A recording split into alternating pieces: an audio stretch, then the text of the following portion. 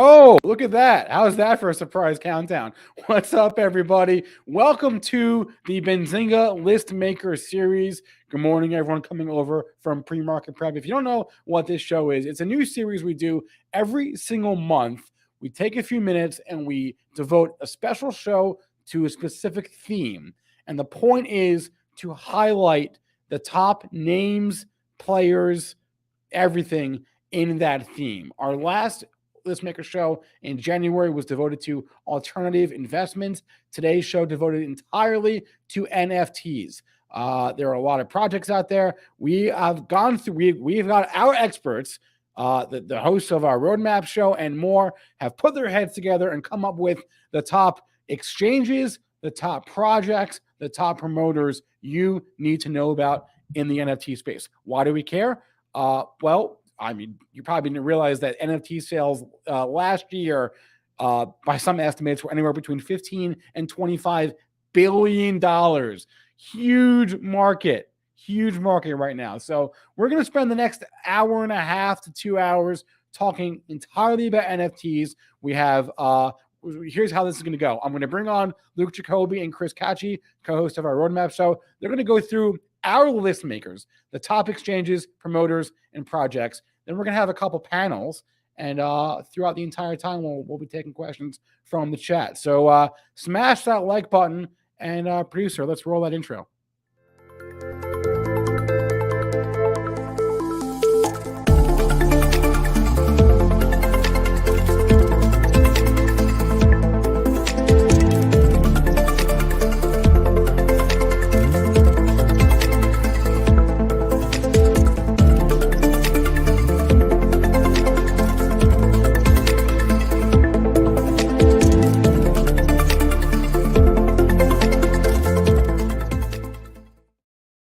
As that video said, of course, thank you to our sponsors, Voyager, Floki, and Volcano for helping to support this show. Also, shameless plug, and Chris can also plug this, but guys, we have an NFT-focused show every Tuesday, Wednesday, Thursday, 2 p.m. Eastern Time, right here, youtube.com/Benzinga. Check it out. All right, let's go over the Benzinga 2022 NFT list makers. And to help me do that, I'm going to bring on Luke Jacobi and Chris Katje.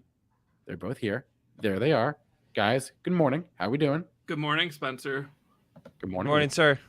How we going? How we doing? We're doing good? Doing great. So excited. Excellent. I know you love NFTs. You love NFTs. And so I'm going to see my way out of here and let you guys run through the top NFT exchanges, projects, and promoters, and also why we should care about them. Thank you, Spencer. All right, Chris, should we get into the list? Let's do it. All right, and before we dive into it, I want to make this point too.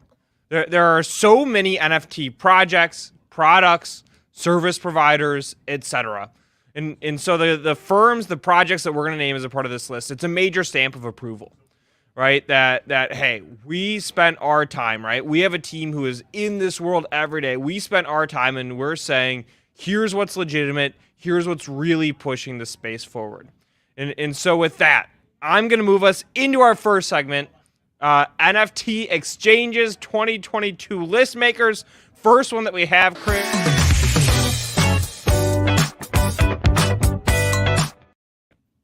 All right, first one that we have, Chris, is FTX.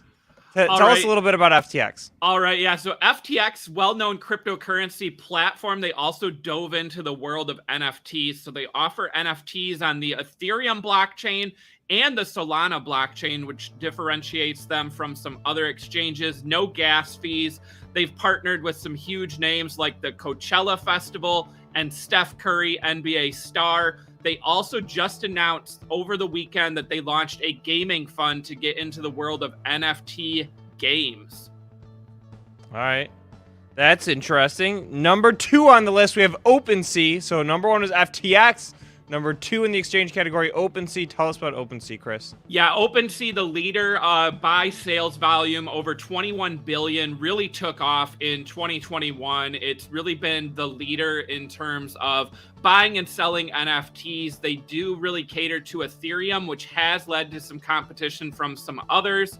And we're going to talk about some of those later on. But OpenSea, the big name out there in the NFT marketplace space. Excellent. Third one, 2022 Listmaker, NFT exchange category, we have Rarible. So Rarible is an NFT marketplace that's really catered to artists and smaller collections. They allow creators to issue and sell custom NFTs on their platform. So a smaller one by sales volume, but really specific, in the art and those small collection markets. All right.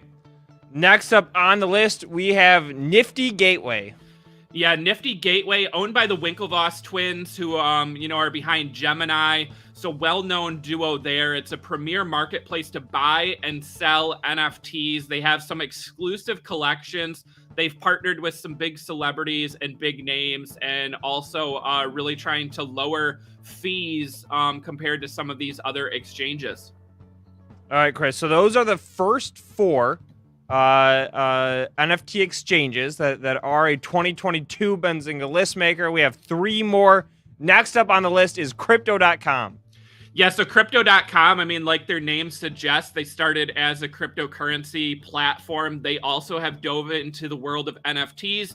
They've been able to land some exclusive deals with some big names. And again, you can buy, sell, and trade NFTs on that marketplace that they have created. Excellent.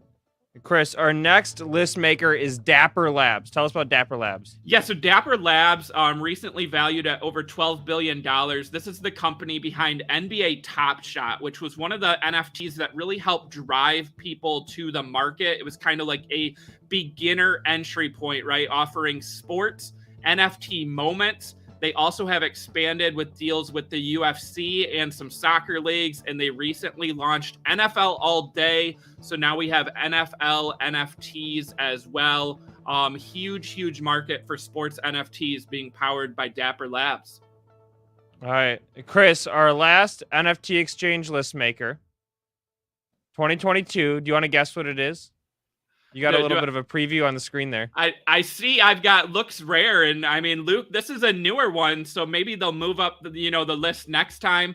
This was launched kind of as a stealth drop. It is an NFT marketplace, an alternative to OpenSea.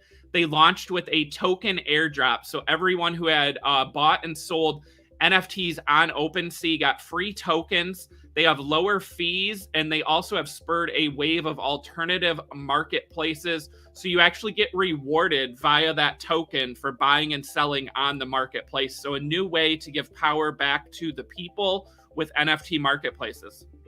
All right.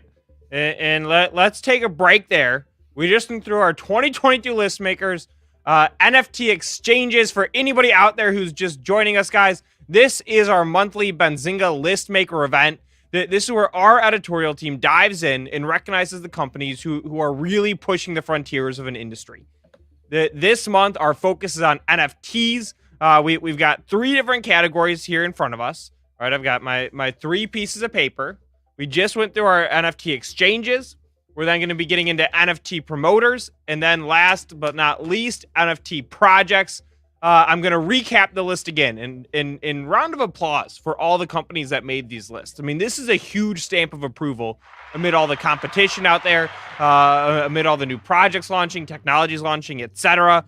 Again, our 7 NFT exchange list makers for 2022 are FTX, OpenSea, Rarible, Nifty Gateway, Crypto.com, Dapper Labs, and Looks Rare. And with that, Chris, shall we move it into our second of 3 segments, which are NFT promoters?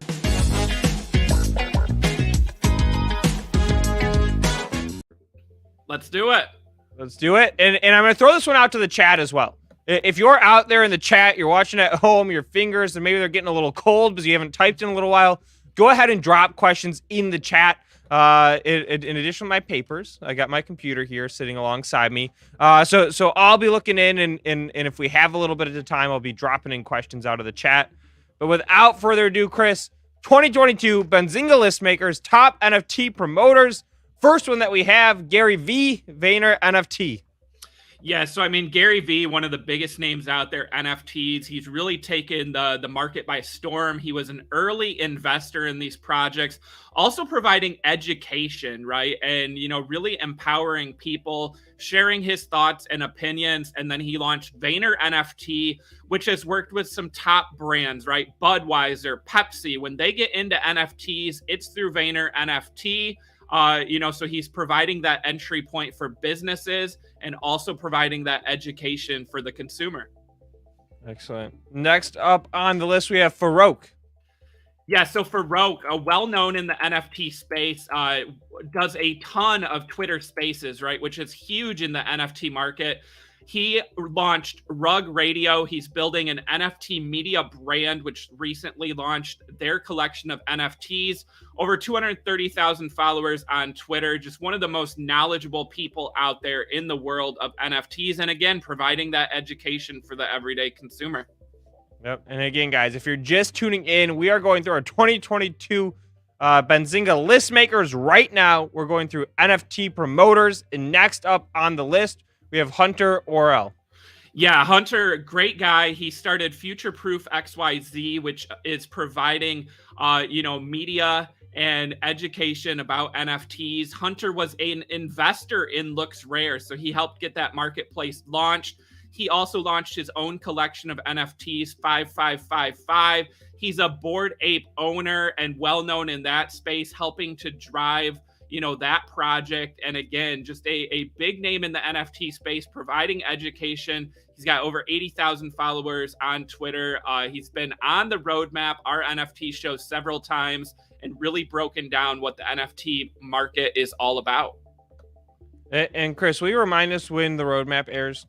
Yeah, so the roadmap airs right here live on Benzinga TV, Tuesdays, Wednesdays, Thursdays, 2 p.m. Eastern Standard Time, covering news about NFTs and also some exclusive interviews with the projects. Excellent. I'll never give up the opportunity for a shameless plug. All right, back to our NFT promoter list. We have Zeneca. Can you tell us about that one, Chris?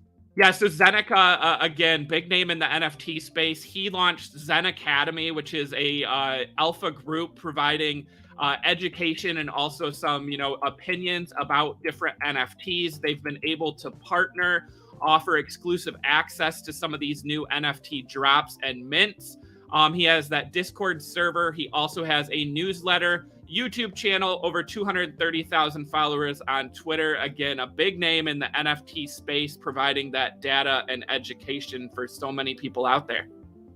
Excellent. And then the last one, Ja Rule. Yeah, so I mean, there's a ton of celebrities that have been involved in NFTs. Ja Rule was one of the first ones to really get in there, buy some NFTs. And then also he was accessible. You could find him in Clubhouse. You could find him in Twitter Spaces, talking about NFTs and really trying to learn, from the everyday person. So Ja Rule, an early celebrity in the NFT space. All right, Chris. So we just went through our list makers for NFT promoters. I'm actually going to take us a step back, if that's all right. Go for it. Can you just talk a little bit about the role of NFT promoters? What exactly they are? I see a couple questions in the chat coming up about, who exactly are these people? What role do they play in the ecosystem, etc.? Yeah, so NFT promoters, I mean, it's a good way of saying, a person who's knowledgeable about the industry, right? They're mostly on, Twitter, Discord, Clubhouse when that was huge, right? And they're kind of providing that space, right? They're a speaker. They're doing interviews with projects. They're also providing, education. They're talking about upcoming mints. They're talking about, roadmaps of projects, something that we also do on the roadmap. So just that education, that media, and kind of that all-around knowledge of the sector. Okay, so they're the voices, basically. They're the voices that are pushing it forward, in informing us, the masses, the consumers, the hobbyists, etc. Yep, driving that growth of the NFT sector. Okay. Excellent. So again, guys, if you are just tuning in with us, this is our monthly Benzinga Listmaker event. This is where our editorial team is diving into some of these hot spaces and really spending the energy, the research, the time, the passion that they have for these industries to say, here's who is really, really moving the horizon in this industry. Here's who's pushing us forward. Last month, we talked about alternative investments, a lot of real estate, art investments, wine investments, really cool topic. Go ahead and check that one out if you didn't see it. Today, we are all NFTs. We went through our NFT exchange list makers. We just concluded our NFT promoter list makers. I'm going to read down the list one more time. We had Gary V, we had Farouk, we had Hunter Orel, we had Zeneca, and then last but not least, Ja Rule, favorite, NFT promoter, club hit maker. And then we're about to move into our last category, our last and biggest category, which are our NFT projects.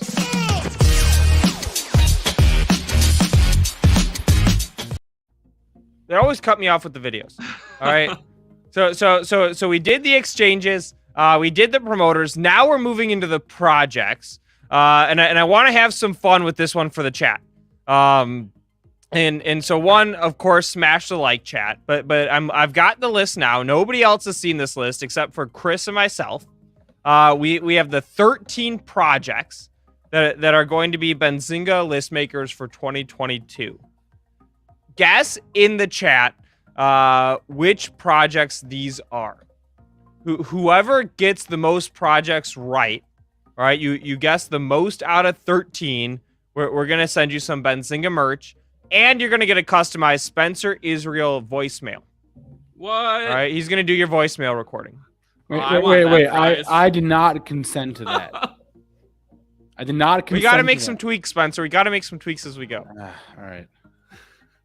See, this is why I like to do these live. Again, competition is on. We're about to get into our NFT projects that are Benzinga 2022 Listmakers again. Huge stamp of approval for these projects that our team is recognizing them as these are legitimate amongst everything. Hundreds, thousands of projects out there. These are the ones that have really moved the boundaries. Whoever guesses the most correctly, you're getting some Benzinga swag, Spencer Israel voice recording. Without further ado, Chris, shall we move into our first list maker? Let's do it.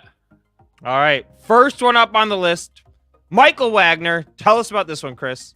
Yeah, so Michael Wagner, he's the co-founder and CEO of Star Atlas. And Star Atlas is a space-themed video game metaverse, open world exploration, built on the Solana blockchain. You can create, play, and learn with others around the world. We talk a lot in the NFT space about games and play-to-earn video games. Star Atlas is, seeking to become one of the biggest in that sector. So Michael Wagner, CEO and founder of Star Atlas.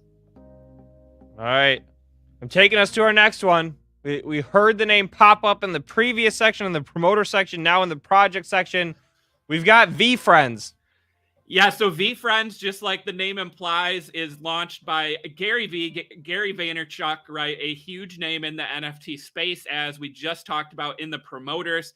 He launched VeeFriends. It is a collection of hand-drawn NFTs by Gary himself, and he is working to provide value to holders of these, and he has already delivered. They have an exclusive rewards marketplace that you can earn points in. He also is launching VCon this year in May, where people who own a VCon will be the only people who get to go to that festival. And at that festival, you'll hear from top names and projects in the NFT space, and also some top musicians performing. They recently announced that Snoop Dogg will be there. And Gary V has also sold some of his original VeeFriends drawings via auction. So a huge project in the space. Yeah, and if you haven't looked up how much those drawings pulled in auction, look up those numbers. They were crazy. I don't remember what they were, but they were crazy. Massive. All right, Chris, and I'm going to stop for a second. The guesses that, I don't know if you can look at the chat, Chris. The guesses that we got out of the chat are pretty good. There's some pretty good guesses. I'm seeing a lot of people that got some right, And I'm also seeing some projects that, you know, didn't quite make the list, but were definitely under consideration. So shout out to our wonderful chat here. All right. Next up, Chris, I have for you Axie Infinity. Yeah, Axie Infinity, you know, the biggest play-to-earn game out there. It really took the play-to-earn world by storm last year. They recently announced that they hit $4 billion in sales volume, which they are the #1 NFT project of all time by sales volume. Just a massive NFT project. They've also, you know, been a global brand where some people in other countries are actually able to earn a living playing Axie Infinity and breeding Axies and then selling them on the company's marketplace. Wow. All right, that would be a fun job. Just playing Axie Infinity all day. Yeah. People are doing it. All right, good for them. All right, Chris, so moving us to number 4 on the list.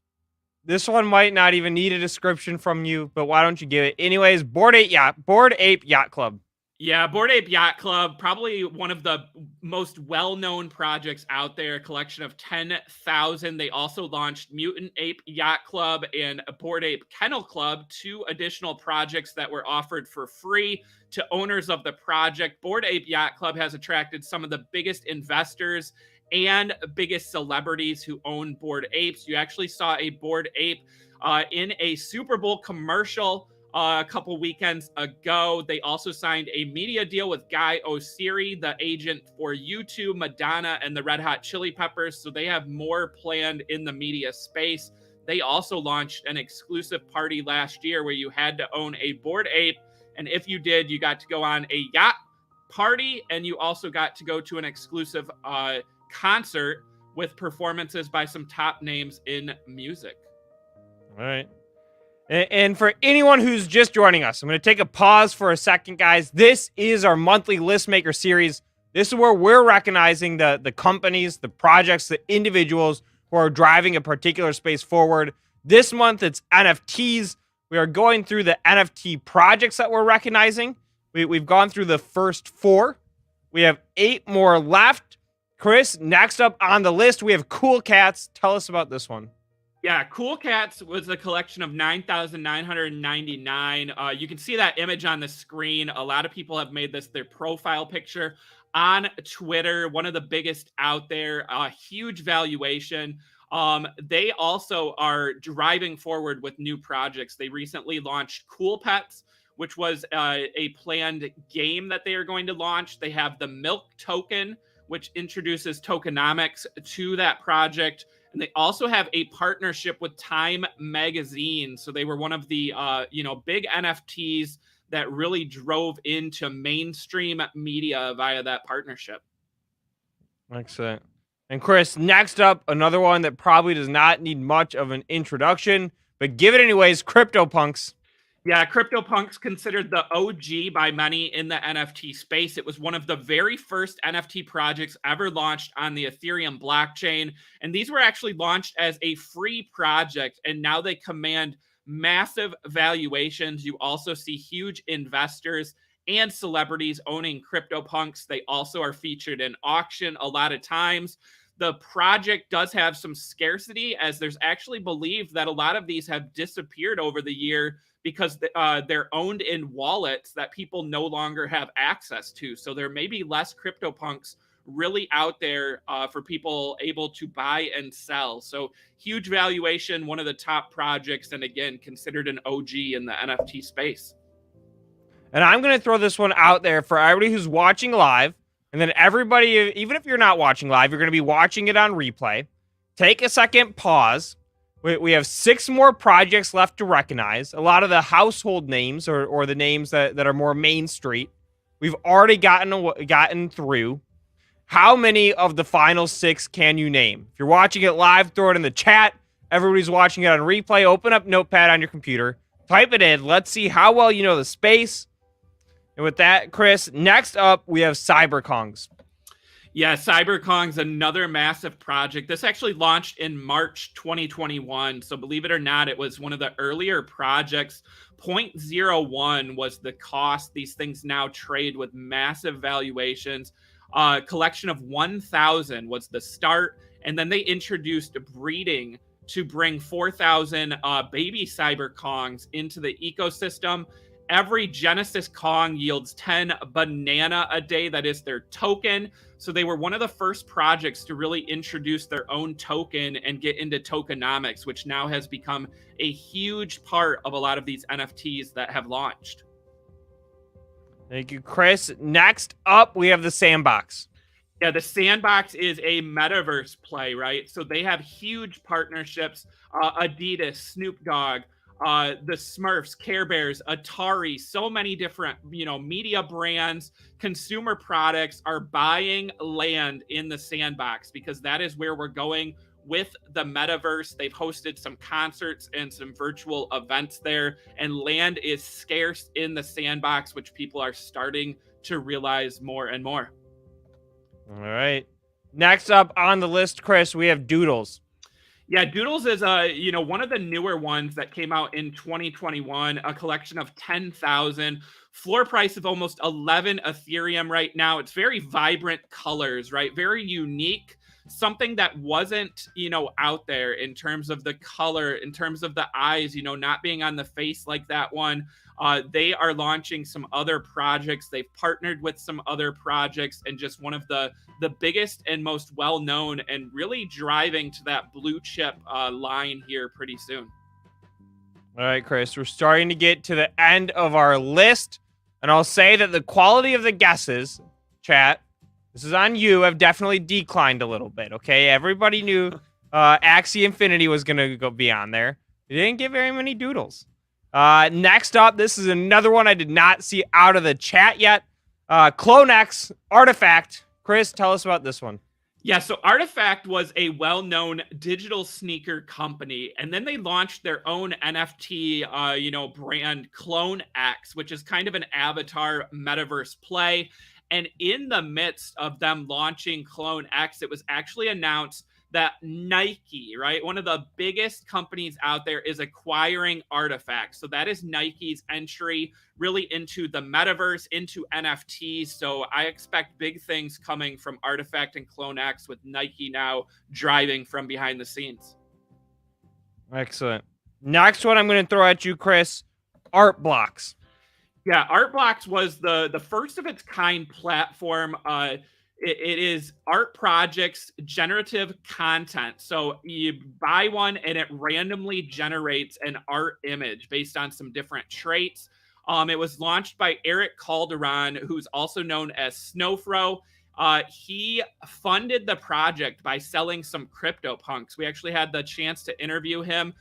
Great interview on the roadmap. And Art Blocks now has done over $1.2 billion in sales volume. They launch art projects every week. And again, just one of the biggest projects out there, and also drawing some big investors as it really caters to the art side of things and not just the profile pictures. Excellent. And for anyone who's just joining us, this is our 2022 Benzinga Listmaker event. We are going with a focus on NFTs today. We did NFT exchanges. We did NFT promoters. We are now into the largest category, NFT projects. We have 2 left on the project list. Chris, World of Women. Yeah, World of Women is one that you're going to hear a lot about soon. They actually just signed a media deal with Hello Sunshine, the production company founded by actress Reese Witherspoon. Reese Witherspoon has a World of Women NFT as her profile picture on Twitter. She's been active in the space. This project was founded by 4 women. 0.07 mint cost, 10,000 in the collection. It now trades with a floor price of over 9 Ethereum. They also signed a media deal with Guy Oseary, the agent for U2 and Madonna. So I would expect more deals being signed, but that deal they signed with Reese Witherspoon is massive. They're going to bring in television shows and movies based on these NFTs. So another big one getting the media attention here pretty soon. All right, Chris. Last but not least, Sneaky Vampire Syndicate. Yeah, Sneaky Vampire Syndicate, another one that we have interviewed on the roadmap, a collection of 8,888 They recently launched Sneaky Vampirus Syndicate. So they have a collection of male-based traits and then a collection now of female-based traits. They also have their own token, the Blood token. So some tokenomics there rewarding holders and just a great overall all-around project for NFTs. And with that, we are through our 2022 Benzinga NFT Listmakers. Round of applause. You're at home right now. You're watching this on replay. Warm up the hands a little bit. Give them a round of applause. Again, the reason why these events are important is that we have great brains here at Benzinga who are figuring out what projects, people, companies, etc., are really moving the space forward. Who is pushing the boundaries? Last month, it was our first month doing this, our Listmaker series. We talked about alternative investments. We talked about companies that were letting individuals invest in wine, art, collectible cars. This month, it's NFTs and a major stamp of approval for these companies amongst everything that's going on in the space. All right. And just to run through the finish line here, Luke, you asked the chat, you prompted the chat for guesses. And the chatter with the most correct guesses was Miss Whitehorse. So, Miss Whitehorse, send us an email, shows@benzinga.com. And you're getting Spencer Israel as your voice recording. Yeah, as your voicemail. He'll say anything. We'll send you over some swag. TBD on the voicemail. We can talk about that. Come on, Spencer. I would pay people to be their voicemail. If anybody wants me to be their voicemail, I'll give you $5. You have to leave it up for a month, okay? All right, fair enough. All right, Luke Jacobi and Chris Katje, the co-host of our Roadmap show, which you should definitely watch every single Tuesday, Wednesday, Thursday at 2 p.m. Eastern time. Thank you both so much for joining us today. Thanks, Spencer. Bye, everyone. All right, take care, everyone. All right, see you, Luke. Oh, I cut Luke off. That was an accident. I didn't mean to do that, Luke. I apologize. Before we bring on our first panel, I want to invite Steve Ehrlich on the show. You may know him as the CEO of Voyager. Voyager just announced, was it like last week or 2 weeks ago? They are doubling down on NFTs here in 2022. So let's bring Steve on the show. Steve, good morning. Welcome to the show. You're on mute there. Just hit that mute button, and then you'll be taken off mute. But am I correct in that Voyager is? I saw the article last week. You guys are doubling down on NFTs this year. We are. Well, first, thanks for having me. Appreciate always hanging out with my buddies at Benzinga.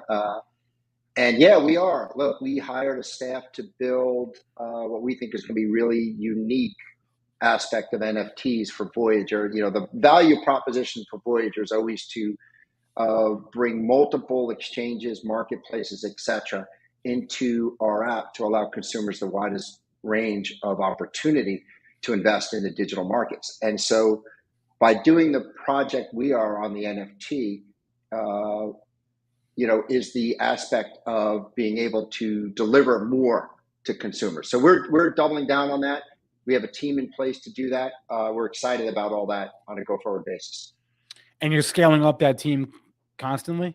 So that's a big focus? We are. Yeah, we definitely are to do that. And it's part of our whole initiative to just bring more value back to consumers as really the only retail consumer brand in the U.S. for digital assets. You know, we don't conflict our retail consumers, put them in conflict with institutional. We're strictly a retail player, and therefore bringing value to retail consumers is something that's very important for us. Awesome. So when can we expect to hear more, learn more from Voyager on the NFT front? You'll see that over the next few months as we start building and delivering that. Typical in this space, not going to give an exact timeline because crypto Twitter will hold me to it, and that's never fun. I think you'll see more of us over the coming months. Look, we have relationships. We're a sponsor of the NWSL. We work with Rob Gronkowski, the Dallas Mavs, Landon Castle in NASCAR, and now he's in Xfinity and Cup. You know, we have a lot of opportunity to bring NFTs related to all those to our retail consumers too. And so we're excited about that. So we've got a multifaceted strategy related to it. But we'll share more as it gets developed. All right. I wouldn't want to sick crypto Twitter on you because I respect your sleep schedule. Steve, is there anything else we need to know just about Voyager and what you're working on, NFT or otherwise, frankly, because it's not all you do. Yeah, no, that's a key component of 2022 being product oriented for us. 21, we scaled to over 1.2 million funded accounts, but we're really close in launching our debit card. Just 2 weeks ago, I used the debit card for the very first time, had that out on crypto Twitter and had just an unbelievable amount of views on that. That debit card is interesting and it's unique. It's innovative because it's really built on USDC. It's not built on fiat. Merchants will get dollars, but consumers will be able to use USDC and earn yield on that all the way up in their rewards up until the point of swipe. That's coming. Over the next 6 weeks, 8 weeks, we're going to get it out to. We have a waiting list of over 200,000 people on that card alone. So we're really excited about that. And recently, another news service reported our launch of equities, which will happen in the latter part of 2022 too, as well. And international is obviously a key component for us as we build into that over the next few months too. So a lot of stuff going on for us. Team is working nonstop, almost around the clock. We have a pretty heavy schedule of product delivery in 2022. And then before I let you go, GT wants to know, will Voyager do a wallet? It's on the roadmap. Yeah, it's on the roadmap. GT, there you go. All right. Steve Ehrlich, the CEO of Voyager Digital. Steve, it's always a pleasure to chat. Thanks for coming on today. Thanks, Spencer. Appreciate it. Have a great day. All righty. All right. Let's move on to our first panel, our one of two panels we've got on this show. So broadly speaking, NFTs fall into a number of main categories, right? There's art, there's music, there's games, of course, there's collectibles, and there's utility, right? NFTs that have some sort of a perk or a benefit attached to them in the real world. That's the topic of this next panel right here. I'm going to bring on Justin Roberti, who is Benzinga, one of our editors here at Benzinga, and we're going to talk about building ongoing utility for NFTs. We've got A-list panel here, so let's get Justin on the show, and then Justin's going to introduce. We've got 4 panelists here to talk about how to increase utility for NFTs. So, Justin, welcome to the Listmaker Show. Hey, what's up, Spencer? How are you this morning? Hello, everyone. Fantastic. How you doing? And may I say your background has only gotten cooler looking. Like you got it's all space age and purple now. Thank you. I don't control the colors in here, but I agree that the purple looks pretty good. All right. Nice. Okay. Who I'm going to let you introduce our panelists here, and sure. And we're going to get to it, talking about utility in NFTs. Well, the hope is to discuss, of course, there are hundreds, thousands of projects coming into the space in 2022 and 2021. The idea is, these come in with all the hype and they start out with this kind of initial value. How do we maintain value within those communities? And to talk about this, we wanted to get kind of a mix of like platforms and projects. So we've got Sebastian Oddo, who's from VaynerNFT. David Waslen, who's CEO of VaynerNFT, of course, is also VFriends. David Waslen, who is CEO of Wilder World, which is a 5D metaverse space that's already doing quite a bit of pre-sales on 3D art. We've got Sunil Singhvi, who from Rarible, the Chief Business Development Officer. And we've got Jeff Zeller from Crypto.com. So we're going to talk a little bit about, now everybody's going to appear like magic. Hello, everyone. Hey, everyone. Hey there. Morning. Hi, everyone. Good to see you. Good. Now your lower thirds are appearing. That's good.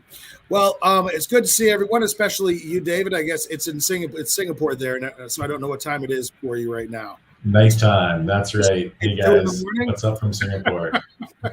Well, you wanted to hang out with us at 2 a.m. No doubt that's among your many dreams. Thank you for joining us, and thanks everyone so much for joining us today. As I was saying in my little preamble, I mean, obviously, if you've noticed, NFTs were pretty hot in 2021, maybe even surprisingly so. Some people might say I know that the volume between May and June on OpenSea like doubled to like, I think went from like 1 billion to 2 billion, like over month over month. It grew like 1,600% through the year. And of course, that's just one indicator. You can also see there are just thousands of projects pouring into the space. So the thing I wanted to address here is like, okay, you've got a great project coming out of 2021. It's my humble observation that not all projects, especially, the generative projects, not that I mean to pick on them, but necessarily seem to have long-term utility as part of their DNA. Sometimes it seemed like that was something that was kind of thought about after the fact. What kind of challenges, and we'll go ahead and start with you, Sebastian. So Vayner, you're representing so many new projects coming in. We got like was Budweiser and Heinz and Bojangles, the chicken chain restaurant. I can't even remember all of them. There were a ton last year. There's a fine art gallery as well. Gary V is single-handedly gonna take over the space. So from like your perspective, Sebastian, what does it take to not only hype a good project to the point of a successful initial mint, an initial drop, but actually to maintain the value for your users? You hyped them up in 2021. You got a great entry price. You have something that really has, times 10, for example. The lucky people have been part of that. Now what? Sure. Well, thanks, Justin, for having us. I think investing back into the ecosystem is super important, right? First, planning up front with the brand team and making sure that you have a vision for your launch.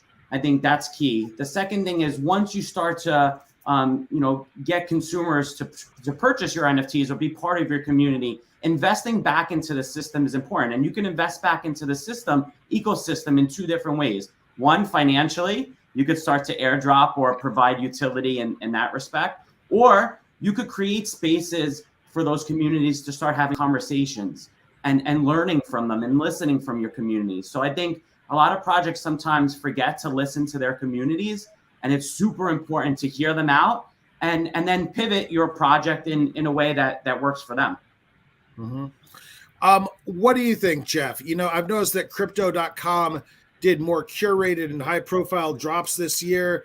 It seems like that's part of the formula for a lot of the major platforms looking to differentiate themselves. Seeing so many projects come in, if you've onboarded like 300 projects last year, what do you see as a formula for like ongoing success in terms of maintaining value once you have the audience, once you have them all hyped up for your product?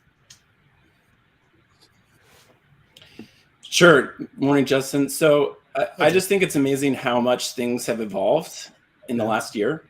So if you look at some of our earliest projects, ones that did quite well, they had no utility attached to them. So I'm actually thrilled that utility is a key part of the conversation these days.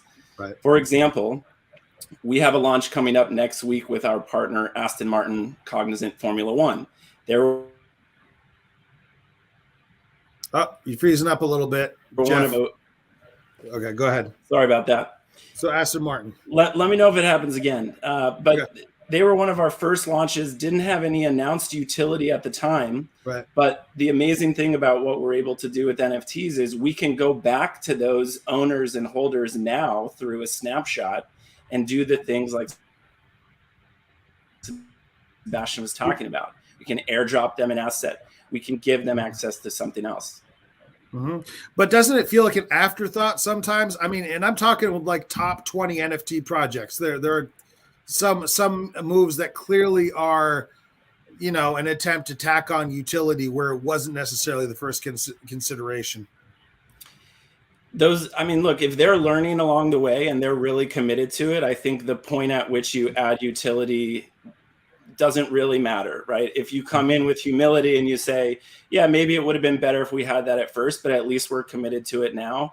I respect projects that are still listening to their community that says, hey, we want more. And then they're actually responding. Fair enough. Sure. I can see that. Sunil, so what are we saying? I love Rarible. I know that you have been working with the SDK, allowing people to integrate functionality into their own secondary markets, lazy minting, that sort of thing. It's been a big year for Rarible in 2021, as for so many in the space. How do you see this equation of ongoing utility working out? Are we trying to just stay a step ahead of the U.S. government in terms of regulating, for example? I mean, they've been pretty clear in their intent to start treating some NFT projects as unlicensed vendors of unlicensed securities. I'm going to go back one step, Justin, if that's okay. I want to give you a little bit of a hard time. I think you're being too tough on these projects. Am I? These projects are brand new. They've come out of nowhere, and you want them to have a roadmap where utilities baked in. They don't know if it's going to work, Justin. Some of these projects are like, I don't know whether we go through the minting process and we sell any units. So I can tell you that I've got a very detailed roadmap, but I don't know I've got an audience yet. And I don't think were they baked with utility in mind? Because if you think about it, Sunil, like I'm going to push back. Yes, dude, that's what we should do on these panels. I'm going to start a bagel shop in State College, and I don't have an idea of what well, I'm assuming sell bagels, and I don't have an idea of who my audience is and what exactly I'm going to sell and how this is going to be sustainable. I've created a bad business plan. Don't we expect the same level of attention out of our projects? Yes, although I would say I don't think the initial mint is the business. I think the initial mint is market research. It's building people into a Discord. It's finding out what makes them tick. It's finding out what's exciting. And we worked with the VaynerNFT team on the Bojangles Chicken project, and actually we weren't 100% sure Bojangles has existed in the physical world. But they weren't 100% sure who they're great. You never had one? You've got to find one. In your travels, you must find There's not one in London, I can tell you that. Oh, well, that's bad. You got to come here and we'll go to New York. We'll have Bojangles. I think. Yes. So I think there is an element of that. That first minute is actually market research. And I think that's fascinating. What do we want? What does the audience want? What can we offer them? What can we entice them with? And then I think discovery and adaptation, I think, is really important. So we launched a project last night on Rarible with major league DJs. Now, I'm gonna make a wide sweeping statement that none of you have heard of major league DJs. No. Exactly, blank faces. Major league DJs. If this is a focus group as well, no. They are the hottest DJs in South Africa by a mile. There is no one close to them, selling out 50,000 seater stadiums. Even in these times, they could still do it. And their utility is so fascinating. So they play these parties. The only way to get into this party is to know them. Only 50 people in the crowd. They film this, they put it on YouTube, and they get millions of views. This brand new music form called Amapiano. Their NFT drop that launched last night is listed out into countries. So each NFT is one of 22 editions for different countries around the world that their world tour is on. And the holders of those NFTs get to bypass the whole guest list process and come to their show. So this utility that they've baked in is actually genuinely priceless. You cannot get into this party. And it's been fascinating to see some. They've already had some really good responses and early sales are really good on it. But that's a very, very sort of mainstream player looking at it going, what's the utility we can offer? The utility we can offer is the physical ability to attend this show if you're one of the holders. And because they've tied it, fascinatingly, they've tied it to the country. So you can buy the Germany one. And every time they play in Germany, you get a ticket to come see the show. And I think that's hugely interesting from a utility point of view. I should just come to your second question, Justin, which was about regulation. Before I joined Rarible, about 7 or 8 months ago. I worked at Facebook before Facebook was Meta, and before that, Twitter, when Twitter was still Twitter. Regulation is very slow. Very, very slow.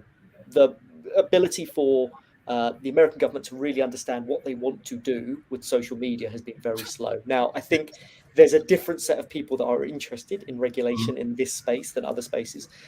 But I think one of the things that all of us, as hopefully, big voices and loud voices, is to help make sure the people that are looking for regulation understand what they're trying to regulate and understand that actually we have, shown that there is a path and demand and there is excitement here. So the opportunity is not to shut it down, but the opportunity is to integrate it and to make it safe. And, Rarible has done a huge amount in terms of our verification process and, our DMCA compliance and things like that to make sure that we make Rarible as safe a place as we can, and we make the Web3, movement as safe as it can be, knowing that it is a challenging space. Sure. Rarible is adding a lot of really useful tools for other projects to integrate their own platforms. And I could see it really having a big impact in that way.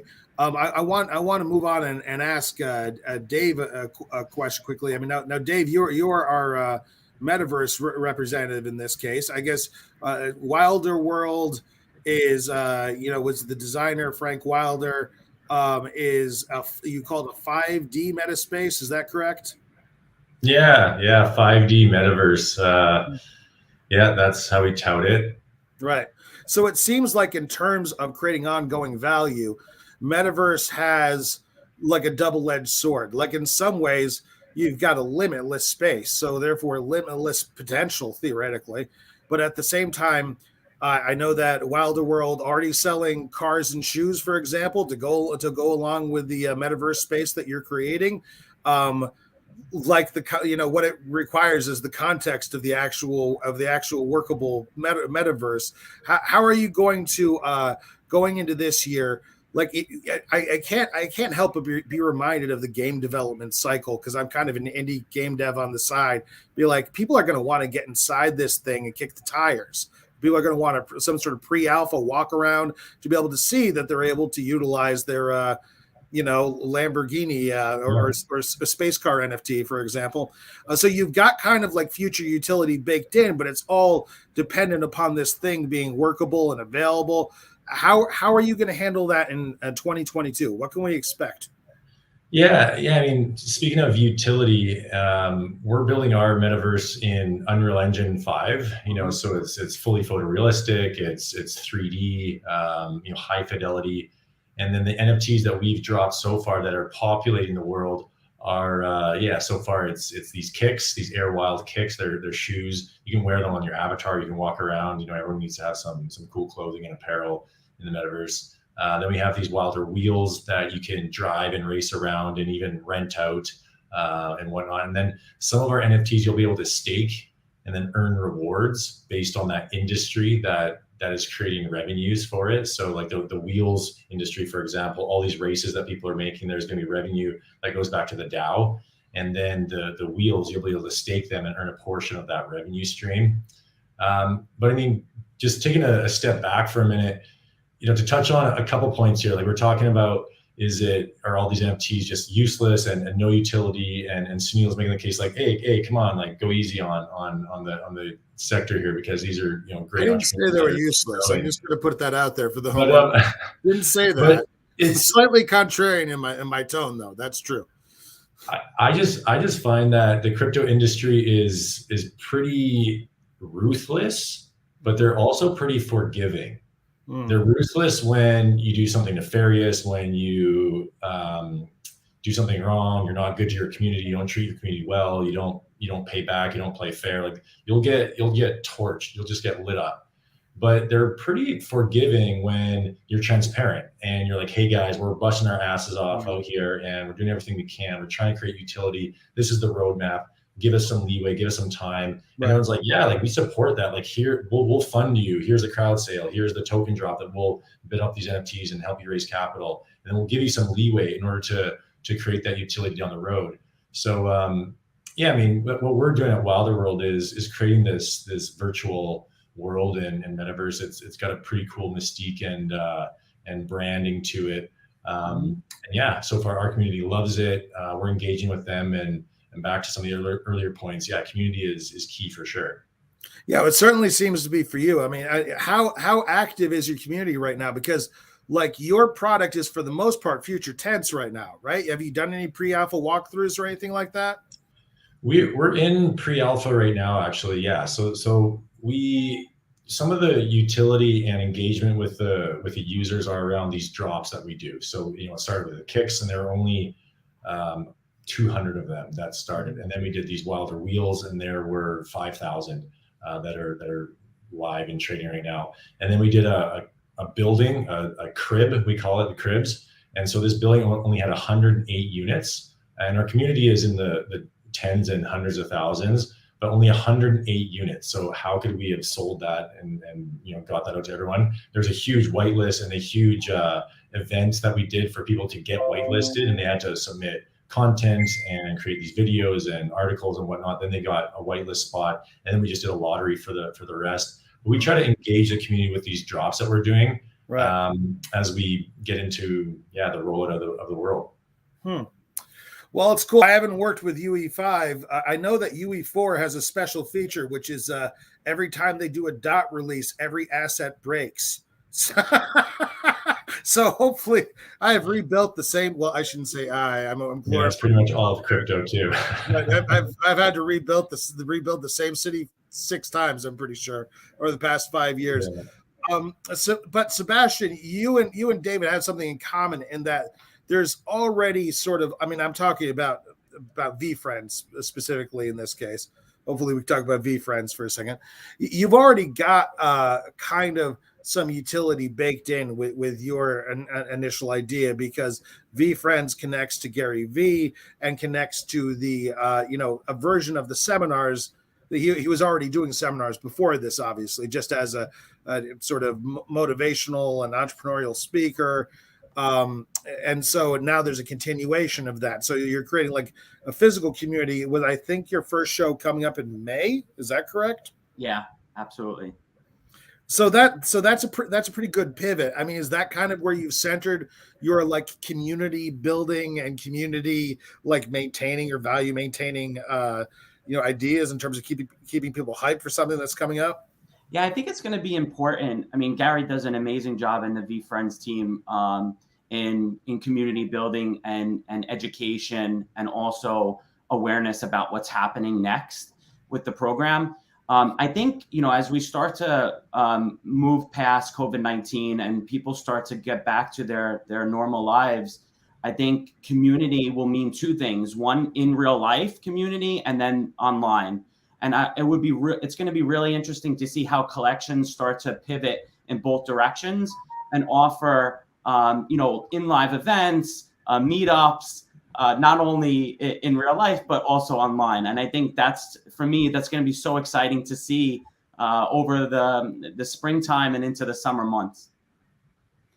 Right. What is coming up with the show, by the way? I mean, obviously, for anybody who followed Gary's career before the NFT drop, you have a pretty good idea of what his content is like, but you have added a lot of speakers. I think Snoop Dogg's going to be there, that last I saw in one of your press releases.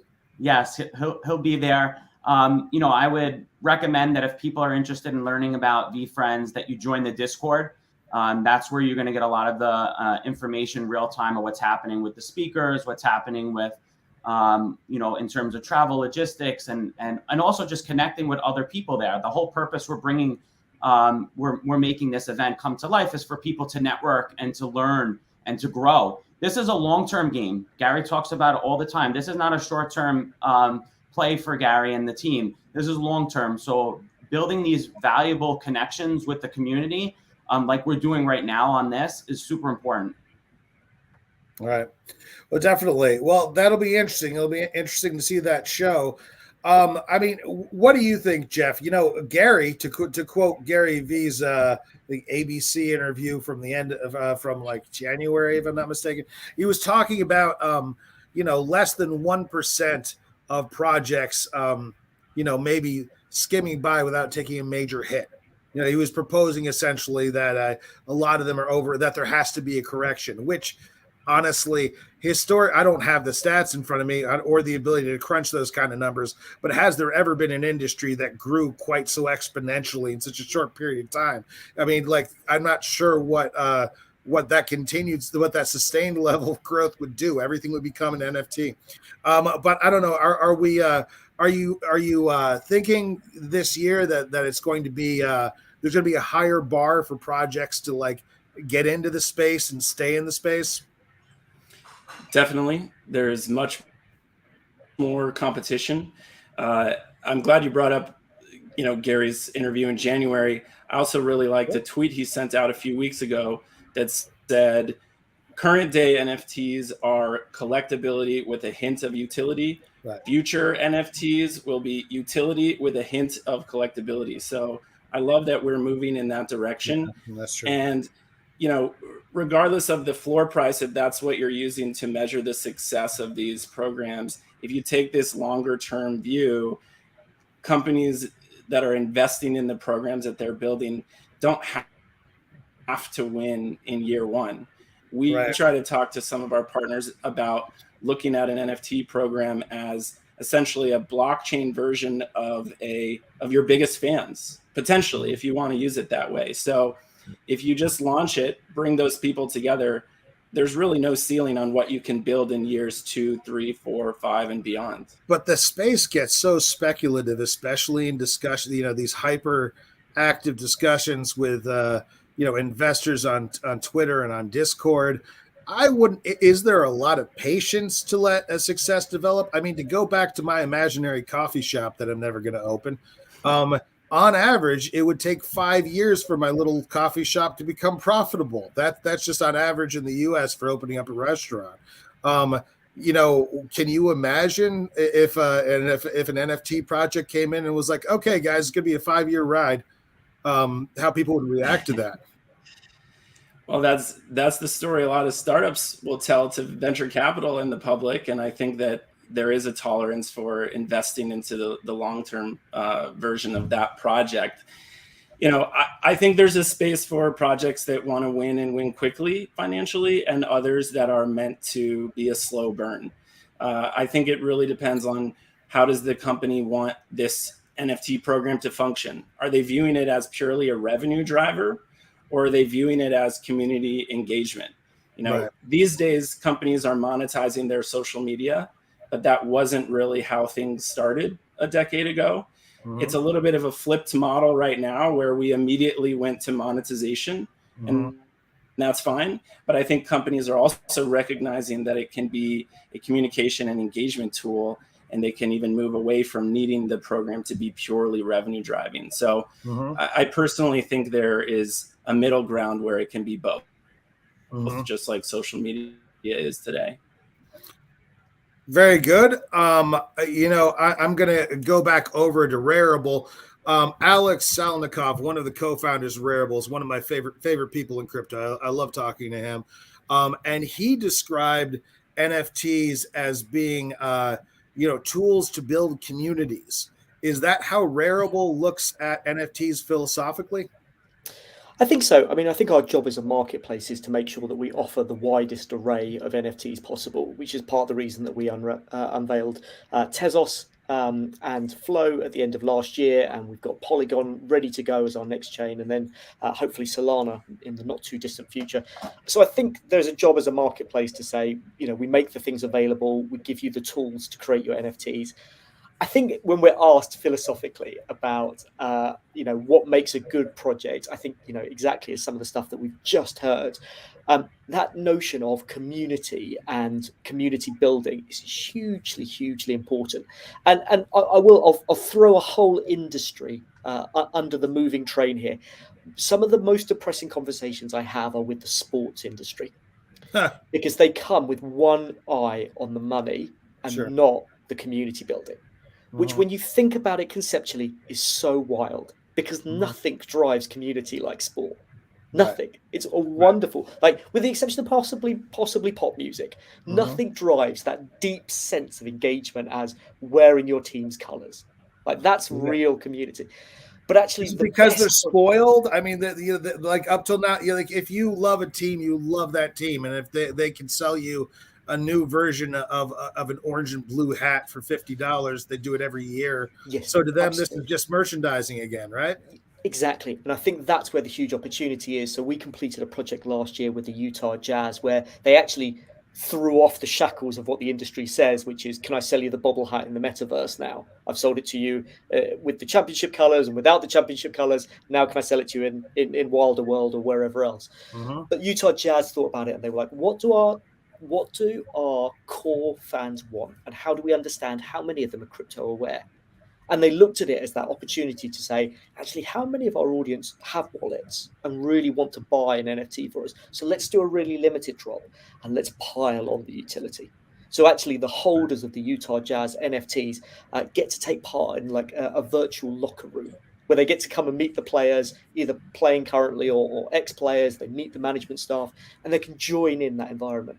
And part of the reason that project sold out in 23 minutes is, there was a very limited, scarce group of NFTs, Right. but also the utility was so clear, Right. so absolutely clear. And what they really wanted to do was go, how do we embrace this community? How do we make this community feel even more embedded in what we do?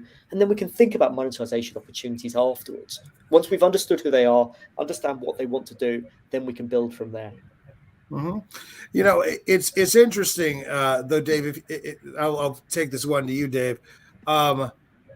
People are describing it to me as in this. It's about access. It's about status, which makes it feel a lot like these are club memberships in some ways. These are kind of status-driven special access cards for token entry events, for other sales, and so forth.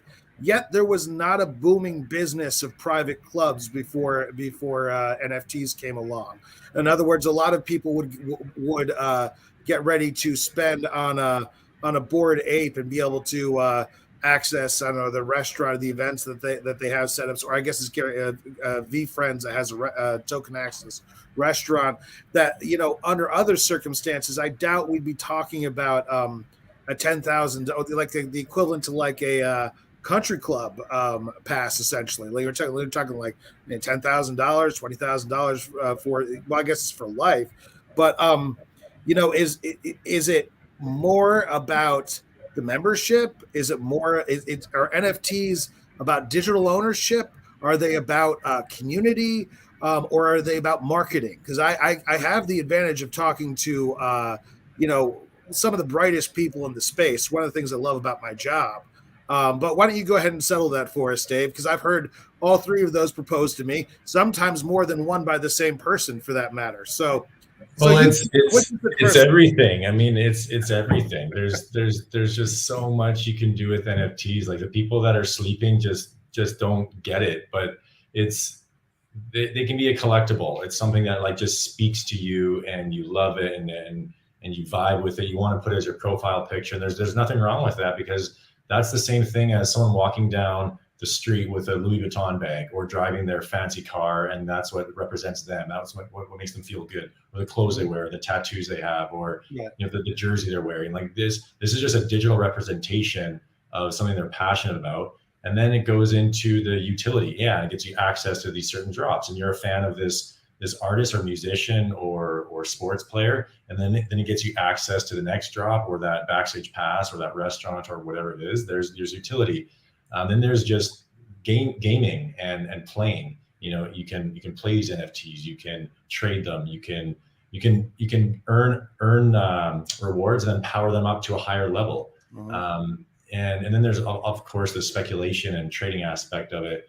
But I mean, NFTs, what's so cool about them, I think, is everything above, but also that the project and the community are now in direct contact with each other. Because it's pretty hard if you have an old hockey card, or you're a watch collector, a stamp collector, or something. It's kind of hard for that business to connect to that end user. But now that we're connected via the blockchain and we can communicate with each other with these channels, there's just so much more interaction and integration and engagement. And then in the crypto sphere, there's this decentralized nature that everyone wants to work together. Everyone's building together. Everyone's leveraging each other's technologies. Everyone's going in the same direction. Right. So I mean, I just can't scream it loud enough that this is going to be the future for everything we do. Like NFTs are here to stay, and figuratively, because I don't think I've ever heard you scream. You're a very low-key guy. But I'm going to start over. I'm going to reverse the order. Start with you for what's probably like at least my penultimate question. What's going on right now? Preferably be good if we could pick projects that were not our own. I'm going to ask everybody what project out there really like piques your interest in terms of ongoing utility. in terms of you can see not only that it's interesting and attractive to get on board now, but you can see where this is going over the next couple of years, why it would have value for people. Oh man, where do I begin? With your favorite one. Yeah. Well, I mean, there's not. Yeah. I mean, Wilder World. Yeah, we're doing cool things, but not Wilder World, obviously. This will be a shameless plug, but my wife has a business called Dayway. The website is mydayway.com. Okay. It's a platform where you can book in real life hotel packages by the day, hotel experiences, really luxurious curated packages that you can't book at the hotel itself because they don't have a back-end system for it. This business has built that system.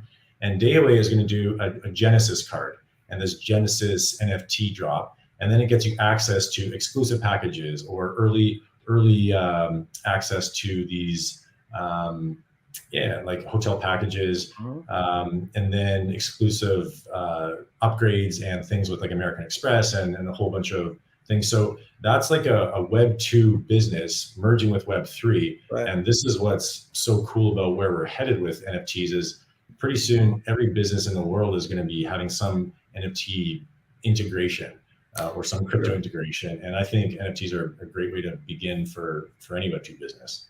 Sure. And the utility, of course, is baked in from the beginning. It's part of the overall concept. What about you, Sunil? Dave's wife's project as well? Yes, we've all been paid by Dave to plug his wife's project. It's going to the moon. Okay, let's just pitch it. Let's hype Dave's wife's project. I mean, but you have to admit, it did sound good. Like as he was saying, I was like, yeah, I agree. Check it out. It literally it sounds good. So I'm taking your direction, Justin. I'm not going to plug a Rarible project, although I would encourage people to go and look at the Rarible protocol and what it can do for them. The project that's caught my eye, we met with a team called Nemus, Nemus. And they're building a sort of a virtual space. And the interesting thing about the project is that they are going to attempt to buy a block of land in the Amazon rainforest. So actually, the utility is stopping deforestation. Right. And the aim is to grow this project more and more so they can build an actual barrier to stop logging in the real world and have this exist in a metaverse where you can buy your plots of land and you can build on top of it and you can join in this world. And I think that mixture of a couple of things that are really fascinating, right? What does land look like? What does building look like? But also the environmental concerns that underlie a lot of the industry, how they're going to look to invert those and think, actually, the utility of making a project that is not a tick box carbon offset, but they can actually look and go, if those trees don't get cut down, what does it mean for the environment? Yeah. If we can actually use cryptocurrency to drive a complete change in the way that the NFT and Web3 space treats environmental issues is absolutely fascinating. They're a super smart team. They've got a great light paper that's well worth reading on the environmental basis, on the Amazon basis, but also what their plans are.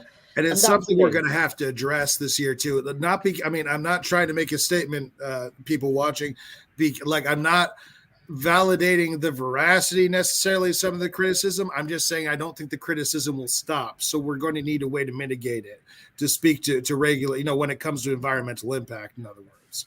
Yeah, and on that point, Justin, we should absolutely all be part of that change.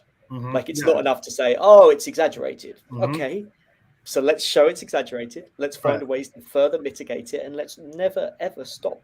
Let's continue to actually have this front of our minds and not think it's something we can solve.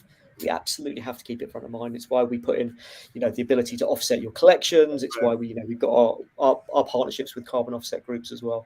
Well, let me take this over to Jeff. Jeff, what projects have caught your eye in terms of utility?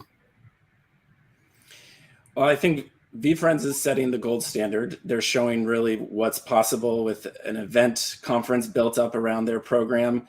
But beyond hyping Sebastian's program, one that was talked about on the segment prior to ours, I think World of Women is interesting because I come from the media background, and it's hard to take IP into broader media. But the fact that they've done deals with Reese Witherspoon or Guy Osiri, I'm just fascinated to see people bring these into a storytelling narrative that can reach millions more people. Right, definitely. So I'm excited to see we're able to take that. I happen to have talked to a couple of great female creators in the space as well. I talked to Julie Pacino yesterday, she's funding her first horror film. I believe it's called We Live Here, and that's like lots of original photography, great project. And another one was Erica Alexander, who did Concrete Park. So it's based on a graphic novel. Really cool stuff. In both cases, there's like great cool utility, and also like the utility that goes along with building on existing IP. Like Erica is expanding a universe she already created based on a graphic novel she co-wrote 11 years ago. It puts her in a different position than a project like Meta Heroes, where it's like, here's an 8-pixel piece of art, make up a backstory for this guy, which is interesting, but it's a different thing. Sebastian, so let's go ahead and put that over to you. What project are you fascinated with right now that VaynerNFT doesn't yet represent? Yeah, thanks for that. I'm a big fan of Time Magazine. I'm a timepiece holder, and I really love what Keith Grossman and the rest of the team at Time are doing in terms of really focusing on community first, figuring out the art community, the photography community, the youth community. So I think really watching them and watching how they're connecting to artists and collectors and people within the industry is really critical, in my opinion, to watching how it's supposed to be done. And their Discord is really great. So I would suggest checking them out. Mm-hmm. Has anybody here been dragged onto Discord 6-10 hours a day in order to hype this? I always wonder about the top 20 projects. Like who do they choose from among their ranks or among their founders to permanently live there to keep communicating with their audience? Like, I mean, real question. Like, I could see how that would be an incredible amount of emotional energy to expend after a while. Sebastian, are you on Discord talking about VFriends all the time? How are you handling it? No, it's just like, when social media started, you need a social media manager, and now you need a Discord manager, and you need 24/7 Discord management. But people want access straight to the top. They don't want just somebody there to hand you talking points. That's the thing. Yes, that's true. That's why you have drop-ins of voice chats and all of the other great stuff. You need a plan. And I think that's what we continue to tell our clients, is that you really need a long-term plan. You need to be thinking about it, and instead of just short-term, what's the plan for the rest of the year and throughout the the next couple of years. Well, that is great. I'm not sure if we have a couple more minutes left or not. Jeff, you think Nancy Pelosi is gonna come in and shut down 90% of the projects in the next 6 months or so? I am in no Personally, position to predict the outcome kick in doors and shut them all down, I guess. I'm an advocate for awareness and education. Right. I don't know. What do you think, Sunil? Are we going to run into some regulatory problems? Jeff's answer was so good. Jeff, the only point I'd give you there is you have to say senator when you deliver a line like that. At the end of it, you have to say senator. Yeah, I guess I could be inadvertently stirring up trouble for crypto.com. That would be funny. Sorry. Yeah. He looked at it. We'll do that to Rarible now. I'm not taking this. So what do you think? A menace or not menace, Sunil? I mean, U.S. regulators. The answer is the security of users is important, and working out how we keep people safe. And like we've talked about a lot of great projects here. At the beginning of it, you mentioned, some of these projects don't necessarily bake in utility. And if regulation was one of the side effects of regulation was we lost the terminology rug pull from the industry, that'd be a good thing, right? Right. Like actually, if there was an element of regulation weeded out some of the bad actors. Right. I think we're all for that, right? Like all of us want to stand behind a project where you truly believe in. And it is for any project that you buy into, any project you ape into, you look at it and you go, I've looked at the numbers. Someone I don't know now has $1 million. And what stops them disappearing to Puerto Rico overnight? Right. Like, I do think it's a risk. So lack of initiative. I got to wrap it up, guys. I'm sorry. Like, honestly, I love doing these panels. I at least love these conversations. Love talking to all you guys. It's such an honor to talk to so many smart people in the space. And one thing that is really cool about the NFT space is a great indicator going in 2022 is that there is no shortage of really brilliant people entering this space. So Sebastian, Jeff, Sunil, Dave, thank you so much for joining me, especially you, Dave. It's like 2 a.m. there, but you've totally done a plausible job looking awake, and I appreciate that. Thank you. Thanks, guys. Thanks, guys. Let's do it. Let's keep going. Thanks, everyone. Thanks so much. And Justin, that was fantastic job, man. Seriously, Thank that you. was awesome. Everyone in the chat, if you are not giving us that old thumbs up after that conversation, I mean, I don't know what you're doing here. Frankly, that was. I mean, Sunil, Jeff, David, Sebastian. I mean, you amazing panel.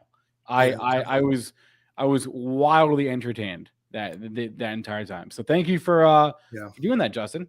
Oh yeah, my pleasure. It was good to hear from a group of people that are not only doing it but are empowering others that are getting into the space. You know, perfecting the formula, making it better for everyone. Awesome. All right. See you later, Justin. Have a good one. Thank you, Spencer. See you later, guys. Thanks, everyone. All right. As I said off the top, we could not do this show if not for the sponsors that help support it. We spoke with Steve Ehrlich earlier, the CEO of Voyager. I want to thank our second sponsor here, Floki, for helping support this show. And I believe we also have a quick commercial to play for Floki. So let's go ahead and roll that guy. From crypto meme to utility, Floki has it all. NFT metaverse game called Valhalla, Floki University, DeFi, charity, and shopping. Floki is governed by the people, for the people. Floki, together there is no stopping us.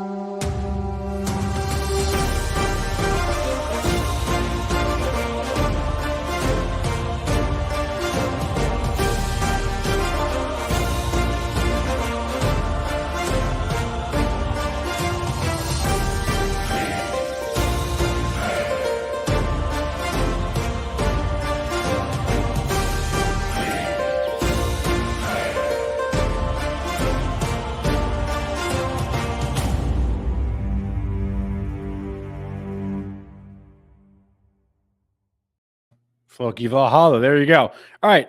Let's move on to our second and final panel of the show here. We're pivoting from utility to another category of NFTs, music and film, and how NFTs can be used to drive engagement there. To help me out, I'm going to bring on Mark Alenowitz. He's the co-founder of Upstream. Mark's going to moderate this panel for us. So let's get Mark on right now. Mark, good morning. Welcome to the show. Hi, Spencer. Thanks for having me. I'm going to let you introduce the panelists, but before we do that, is it true you're also doing an airdrop for us, like after the panel? We are. You're letting our secret out a little bit early, but at the end of this panel, We are going to be doing a free NFT drop to 50 lucky fans. That's going to give you $2,500 of access to your Benzinga Summer Conference in Las Vegas.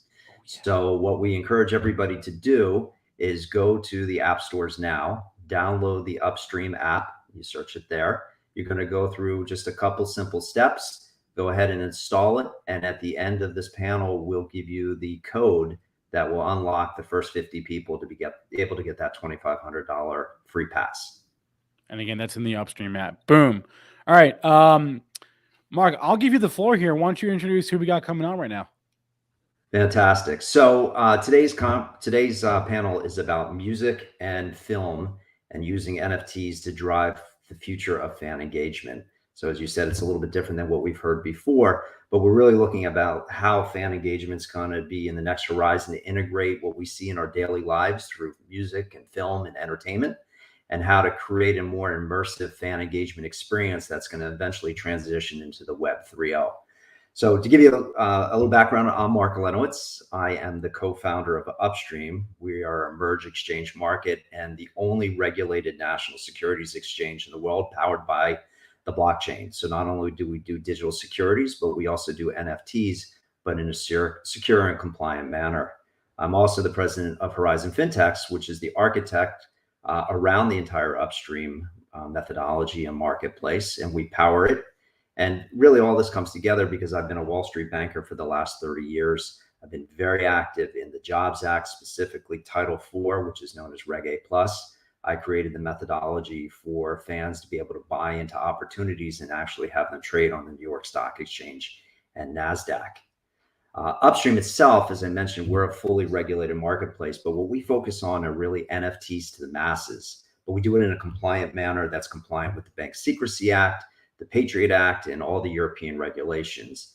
And we create NFTs that are streamlined and allows everyday fans to have the opportunity to participate without having to do with the complex integrations of MetaMask and using cryptocurrency. There's no gas fees that are charged to our users. And really, as I said, it comes back down to regulation and giving the best and next generation investor protections. And you can learn more about that. And you'll actually be able to see it, as we said, by the NFT drop at the end that we're doing with Benzinga. So again, I encourage you, go to the Upstream apps, go to the store now and download the app and get ready, because that total value for those 50 is over 125,000. So today we have some very exciting industry trailblazers bringing what we consider the convergence of NFTs to music, film, and television. We have Joel Madden, who's the singer from Good Charlotte, and he's the founder of Veeps. We also have Gary Marella, who's an industry veteran, CEO and co-founder of Beatclub, and Aaron Gilbert, who's the chairman and CEO of BRON Media Corp. So why don't I just take a moment here? I'm going to allow each of the panelists to introduce themselves. We'll start with Joel, and then we'll follow through with Gary and Gilbert. Joel, say a few words. Hey guys, how's it going? Good. Good to be here. Yeah, I'm happy to be here. I'm excited always to talk about the future of what I think is where will music really enter the NFT space, and how will it become something that everyone uses. And so I think we're at the beginning, and I think it's really great to be here with you, Mark, and it's great to be here with you, Aaron, and Gary, all guys I respect, and I think we're all having the same conversations, and I'm excited to talk about it. Excellent. Go ahead, Aaron. You're on mute, Aaron, I think. Aaron, you're on mute, buddy. Yeah, Aaron, if you want to just hit that mute button. Oh man, I had such amazing things to say. Good morning, everybody. It's great to be here. Full candor, I'm a little bit of a newbie to this space. This is a learning curve for BRON. BRON's a company that my wife and I founded coming on 12 years ago, amazingly. Initially in the film space, and grew into TV and gaming and animation and sales and venture investments and other things. And NFTs are really an exciting new opportunity for our company across the different units of our group. So big learning curve for us on how we're going to start implementing NFTs, and we are starting to do that now with Mark's help and his colleague Brian's help, and doing lots of good stuff with other panelists here as well. Which so happy to be here. I'd say I'm a newbie as well. My partner Timblin and I got into the Web3 space about a year ago. We had a few drops. Definitely learning a lot as well from Mark and Brian on his side. Industry vet, as Mark said, I was on the label side for 15 plus years at Universal Music Group. I was at Live Nation, and Tim and I started Beatclub about 3 years ago. And we're just dipping our toe into the Web3 space, which we'll talk about today a little bit. But as well, excited to be on the panel. Joel is one of the guys that I'm always going to for advice and insight on the Web3 space as well, and Mark as well. So pleasure to be on here with you guys. These guys are being a little modest. They're quite experts now for everything they've been doing. In fact, you'll find out today that they truly understand this convergence that we're seeing. I want to take a moment here just to give you a little background or set the stage for what we're going to be talking about. Clearly, this whole event today has all been about NFTs. I missed some of the earlier panels, so if I'm giving a little bit of a repetitive information, I apologize. But to give you an idea, the total volume across 14 NFT marketplaces rose from 85 million in 2020 to over 19.6 billion in 2021.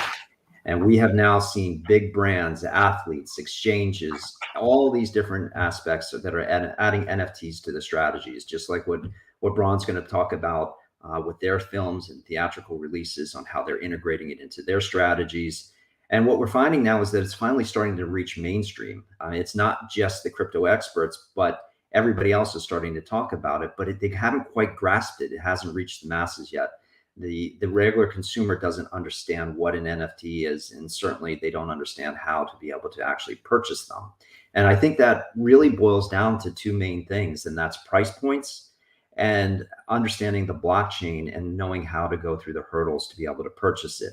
Not everyone can afford very expensive NFTs, but everyone can afford low-priced NFTs. And once they understand what it means, we're going to really be able to see that transition where we're going to see entertainment converge with Web 3.0.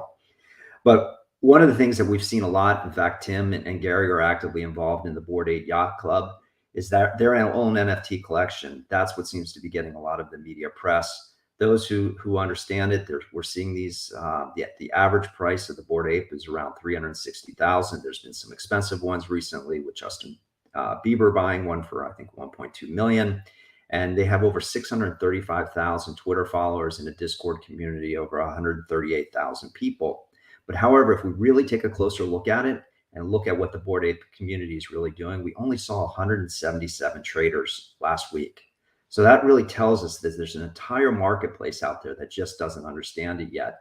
And while we see this excitement traditionally around these high price tags, it's the lower ones that we really are going to be looking for in more traditional media and entertainment.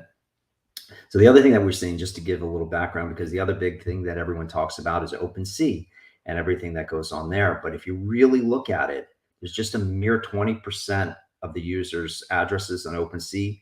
They account for over 80% of the secondary NFT sales. So while just 5% of those addresses, they accounted for over 80% of those sales. So it truly shows that this is a marketplace that's on the edge of exploding because the rest of the world really doesn't understand it. So there's over 80% of the population that still could get involved with this. And we're just starting to see the beginning of that digital merchandise and NFTs reaching our daily lives. So as we start to integrate, that's what we're going to be talking about today. In this panel, we'll explore how funding the new frontier with those at the forefront of the digital revolution.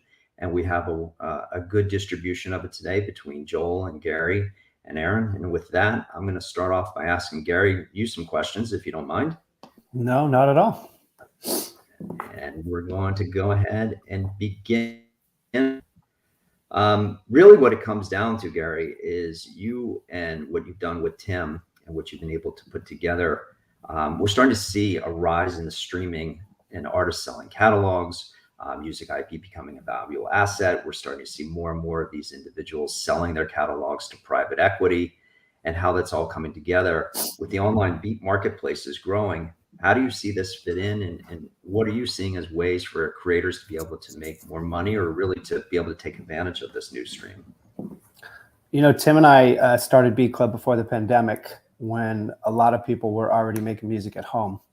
This number obviously increased drastically during COVID, when people had no choice but to make music in their home. Post-pandemic, I think the shift is here to stay, with millions of creators making music at home. It's so easy now for an artist or producer to get educational tutorials online, get their sounds, get their software plugins, get their digital audio workstation. And it's never been easier to buy a beat or an acapella online and finish their song at home and release it on their own. So that to me is the future of the business. And we've seen competitors in this space, their subscription numbers have doubled in the last 14 to 18 months. And that's because of the bedroom producers and the home artists that are just releasing music on their own. I got a fun fact on that, though. One of the things that we found is that over 8 million musicians currently are on Spotify, and only 7,500 of them, or 0.09% of the group, actually make more than $100,000 per year. So do you think that the Web 3.0 is really going to... Yeah, I can add to that. I mean, there's 60,000 new songs a day being released on Spotify. That's 22 million songs a year from about 8 million artists. And when you put those stats there that you said 7,500 artists are only 7,500 artists are making more than 100K a year, I don't think that's going to change. I mean, it has to change on the streaming side, but I don't see that happening anytime in the near future. So the NFT component to this, to me, is great, because any independent artist globally can put an entire album in an NFT, a piece of art, merch, tickets, anything they want, set their own prices, and make the majority of the revenue. There's actually a case study on this. Ehrlich sold 4 songs for his new EP. Did this back in 2021, and he made $235,000, which was fantastic. For him to make that same amount of money on Spotify, he would have had to have 59 million streams. So I think it really shows the ability of what the power of the blockchain can be. Yeah, I think you're going to see more artists doing this. I mean, Kanye is a good example. Last night, he streamed his concert for free on stemplayer.com. I think he's made already about $7 to $8 million with the stem player on his album, which I'm sure those numbers are going to skyrocket after last night. You're just going to see more and more artists trying to come up with new ways to make revenue here. And the NFT space is to me, an ideal place to do it. Joel, you are an artist. You are the co-founder of Good Charlotte. You're also the founder of the live streaming platform Veeps. And that your mission was to inspire and enable artists and other performers to build a sustaining business. But as you've always said, it's always on their own terms. How do you see this? As somebody who actually experiences it directly, how do you see NFTs and digital goods supporting this vision that you guys have? 100%. I think that we're going to be using these, and we're going to be. I think it's about discovering. With Veeps, it's interesting. We look at like Spotify, and we look at and for people to understand like that Spotify is one line of revenue for you. There's your YouTube, there's your Apple, there's all the lines of revenue. So we look at all the at the real career of an artist that needs audience. So that's the power of Spotify as audience. It's the collected audience that's all and all the platforms that have audience. So with Veeps, we're building audience. We're building millions of live stream ticket buyers, and that's now why artists want to come to Veeps and stream shows from their tour. Is we have a few million ticket buyers that want to see live streams versus. It's not actually people who are choosing between a concert and a live stream. It's actually people who are interested in watching a live concert virtually versus where they were never going to a concert that night. So there is you do have to acknowledge audience when people say, I only make this much on Spotify. I agree with the idea that we should continue to improve what they pay artists. But we have to respect audience and collective audience. And so how do we bring reality of that to Web3, because also with Web3, what I don't love is selling people the moon that like, we're going to release our music on Web3 and you're going to buy an NFT and get a song. The artists that have big audiences can do that and absolutely give their fans something extremely special. And I think that's an incredible thing to be that the ones who can grasp it, like Timbaland grasped it. He understands what it means to hold something unique digitally and to get something special musically with it. The sky's the limit on what we can give fans experientially for musically. But then you have new fans, you have new artists trying to break. And that to me is the future that I'm always thinking about, is how do we build audience in Web3 that understand Web3, that will actually change the lives of artists beyond selling an NFT.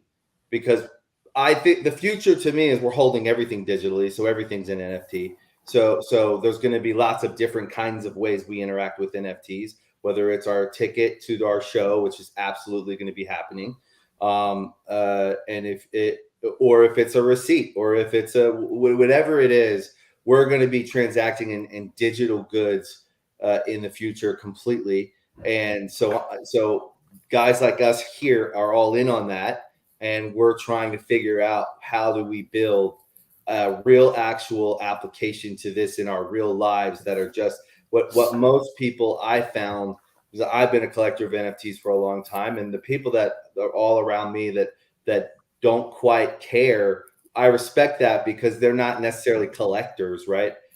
For the cynical people, I'd say go on eBay, go on wherever, and look at all the categories of things you can collect, and tell me that NFTs don't have a place across every single category to live and breathe in, and certainly in of all places, entertainment, right? So what we're trying to do is for me, it's find ways that artists that are trying to make it can actually use NFTs and still build audience. Because right now, like you said, Mark, it's a small number of wallets that are transacting. It's a small number of people. It's going to grow 100%. But I think it's looking for ways to bring our average ticket buyer, the person that maybe is buying a Veeps show. You know, my goal at Veeps is the person buying a ticket to a live stream. They're getting a great value. The shows are and the platform are the best. But can we give them more, and then help them enter into holding NFTs in a way that they can understand and that they can grasp, and that it's a low barrier for entry. It's easy for them it's a part of their Veeps life.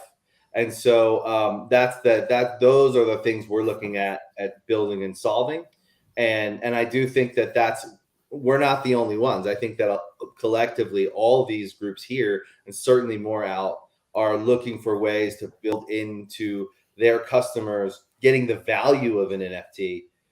So they're transacting on our platform just to watch a show, but now they're also getting the value of holding NFTs. That's what I want to build, and I think that's where the entire music and entertainment industry moves. It kind of migrates into NFTs. I think is over time we're helping our customers and our fans get more out of their experience. So that say they buy tickets to 5 live streams next year, and all their tickets are NFTs. And it just so happens that one of those NFTs has a surprise utility to it from the artist. One of those NFTs becomes valuable because it's for whatever reason. So that's adding value to people's lives for their hard-earned money that they're spending on these music experiences. I think that's the future of how we build in the NFT. I also think the special drops, I'm not discrediting those at all. I think they only really work great for the artists that have a big audience. I'm glad you mentioned this. You know, yeah, I'm glad you mentioned this. They don't care about a big audience. It's easy to talk about Snoop and Kanye and some of these bigger artists, but for the up and coming artists, I agree. This is and majority, like Gary, are up and coming, always working, survive. So there are also those working artists who could build groups of 2,000 token holders that are always transacting. There are definitely like really great use cases for the artists dropping the special NFTs. 100%. I think that's going to grow as it happens. So I'm not like by any means discrediting or saying that that's not important. It is. But for me, I'm hyper focused on the mass group of artists who are trying to make it and fans who maybe don't understand what it means to hold a digital asset, a digital good. So those are the things I'm actively trying to like figure out. And I think you nailed it on the head. I mean, it's this whole group of up and coming artists that over the years have really not gotten the benefit from the labels that they should have. Now is an opportunity for using the fan engagement in order to really put money back into these artists and create brand longevity that goes beyond that concert and beyond that stream, and allow the fans to really connect and feel as part of that movement and supporting the artist. I think we're seeing that also with what's going on in traditional entertainment, moving away from music, but into what we're seeing in film and television and entertainment, whether it's scripted or unscripted or live television or animated series. Aaron, you guys at BRON, you've been embracing this. You've been studying it. It's something that you really see that there's a convergence. I mean, ultimately, I think the heart of BRON itself is your core is rooted in live action, and then these scripted, unscripted. What do you think that works with the new Web 3.0 and the NFT strategy, and how does that integrate with what you're doing in entertainment with BRON? Yeah, well, thanks. I like a lot what Joel was just saying there, and I think a lot of what he was just talking to applies directly over to the film and television space as well, and both on the audience side, like the consumer side, and also separately on the with young filmmakers and others who are trying to find awareness and find an audience, not just somewhere to young music artists or producers that are looking for their own audience. I think like for BRON is a company that is sort of like 1 foot in the indie world and 1 foot in the studio world. We have certain projects we make that are bigger movies with major studios, and when you're working with a major studio, you have massive marketing initiatives around it, and there's budgets to sort of really get to grassroots and get to sort of larger, broader campaigns and so on. Whereas with the indie movies, you really need everything you can get. You want to build fan engagement as early as possible. You want to connect to your audience, your consumers as early as possible. You want to offer your consumers, offer your audience something unique, something new. So like for us on the NFT space, I had to be honest, I call it more digital merch is what I refer to it as more than anything. I actually don't say the letter is NFT that often, because I find a lot of people look at me sideways when I say it because they don't yet understand it. Yet digital merch, you can kind of get it, right? And I think people understand, like for us, I totally subscribe to what Joel said and your philosophy, Mark, about how you sort of help BRON learn about really trying to reach that 90-95%, and that's really what we're trying to do with across the board, whether it's a digital animation or gaming project of ours or a scripted or non-scripted film or TV. How do we connect with our audience as early as possible? How do we sort of build opportunities? How do we give them ways to unlock new experiences? How do we give them exclusive options and so on? But more than anything, how do we build community, and how do we sort of ensure that within that community we have the ability to kind of learn from reactions, learn from feedback, and you build it over time. I look at it a little bit like forgive the analogy, but it's in like an insurance world, right? If you're an insurance salesman, your first year of business, you land 50 clients. The next year, you land 50 more, and you have the 50 from the year before, and so on and so on. That's why when you meet 30 guys who've been in insurance for 30 years, 20 years, what have you, they've got massive amounts of clients and have an ongoing annuity of this money that comes to them every year. And in some ways, I look at the digital merch side, the NFT side of what we're doing, a little bit like that, because BRON is fortunate enough to be involved in a lot of different things. So how do we connect our audiences across different kinds of properties, whether that be a kid's property, more an adult skewed property for like a thriller or a drama or whatever that might be? How do we start finding a way to sort of take all of our audiences and connect them all through into opportunities that can continue to grow that space for us. So for us, there's going to be a lot of trial and error. I think like what I would say is that over the next year, and we're doing all this in concert with you, Mark, and Brian, who your partner, and Gary as well, and lots of stuff, which is great. Like for us, we have the opportunity here because we're involved in so many different things to try different things and to see what really works for our audience and where we sort of see the best benefit both for our audience and for us. And if we can find that medium where it works great for us and we can connect and get the information we need and provide that kind of opportunity, and conversely, audiences find something exciting in the digital merch and new unique opportunities, that's a win-win. So for us, we're going to try all sorts of things in and around that. And I think you hit it on the head there. I'm sorry, go ahead. I was just going to say, as Beatclub and BRON merge on certain projects and we start to do music around BRON films and partner there, I think there's a lot there that we can do in the NFT space as well, or the digital merch space. So I agree with you, Aaron. Yeah. What I was going to say, guys, is it all comes down, though, ultimately, I mean, all three of you have the most important thing that you need to be conscious of, and that's your brand reputation. You built your success on who you are by delivering good quality product. Gary, you and Tim has put out so many exciting and fantastic records with all the people that he's produced.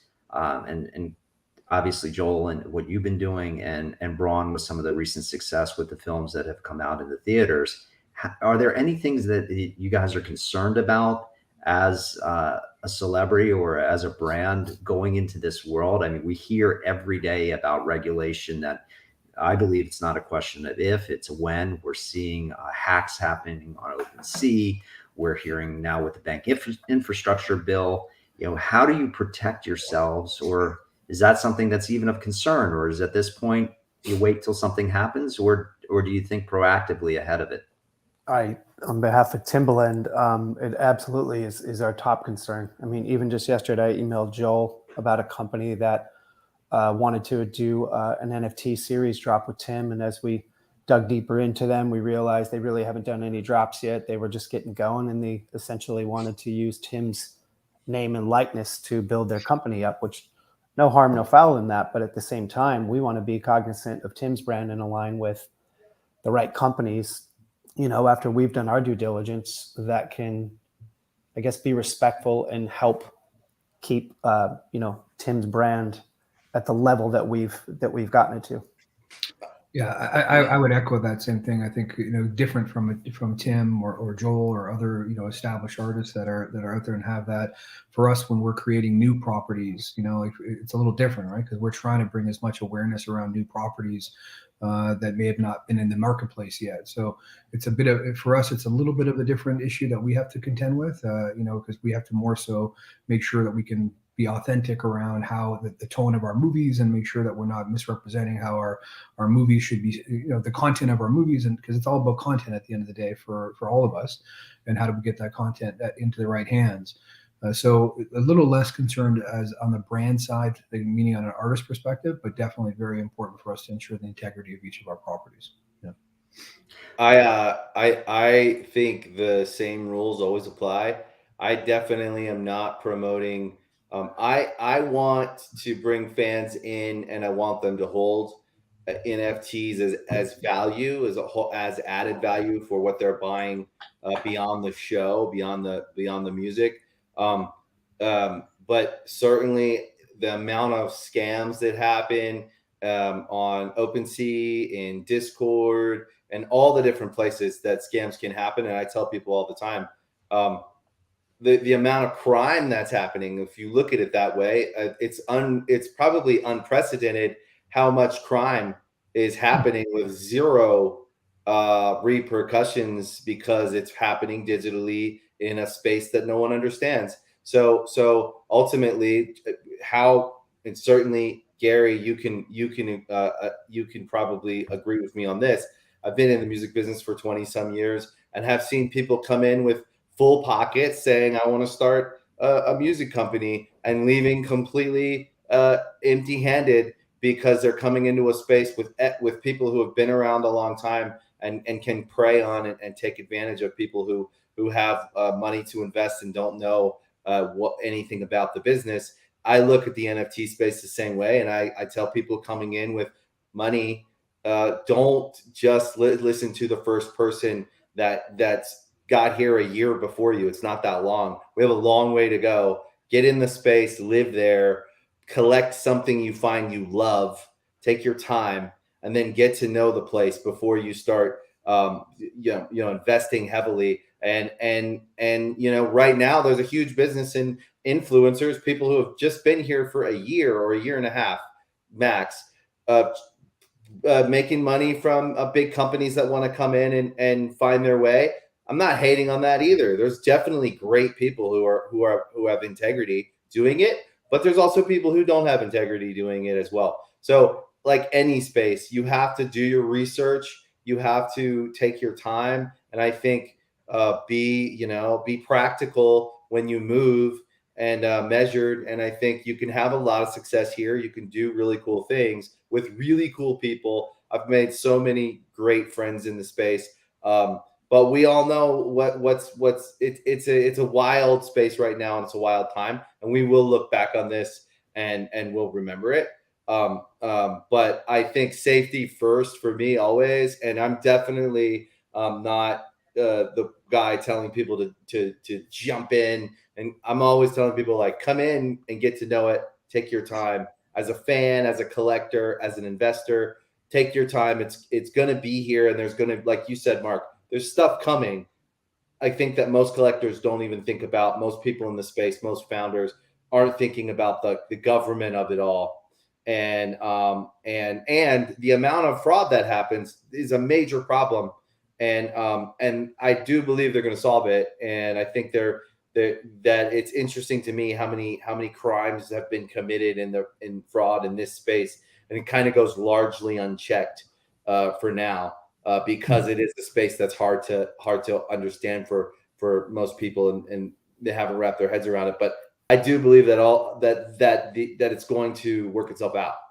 I think this is a time for your shameless plug, Mark. I think I can speak on behalf. No, I wasn't going to go there, but I will give that. No, but I could say probably on behalf of Aaron and myself, as you've taught both of us this last 6 to 7 months, and opened at least my eyes and probably Aaron's eyes on the amount of fraud and all the other platforms out there that, as you say, not if, it's when they're going to run into regulatory issues. I think you guys have really thank you, Gary, been leading the charge in that space to really be the last man standing when this all blows up.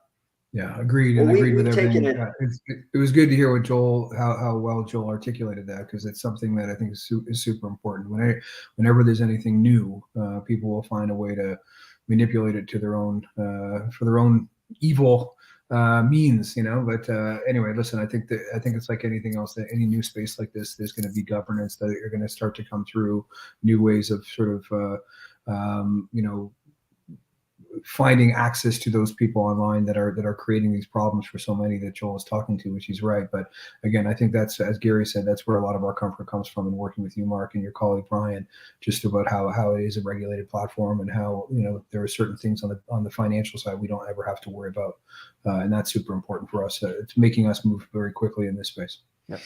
I appreciate that, guys. I mean, just to give the audience a little bit of understanding of what we're talking about it's not a question of if, it's a when from a regulatory standpoint. When you're dealing with individual investors, when you're dealing with the public, investor protection is key. And unfortunately, regulation hasn't caught up with it, but it's coming because so many people are starting to get harmed, where it's important that you transact in a safe, secure environment where you know who your customer is. And this is why I was talking about from the brand perspective, because as a brand, if you can't stand before any government regulation or your bank and be able to say where the source of funds are, who are you transacting with, who is the buyer?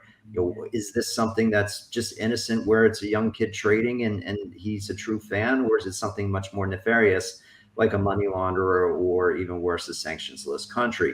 But all of that aside, I think Joel, you hit it on the head there.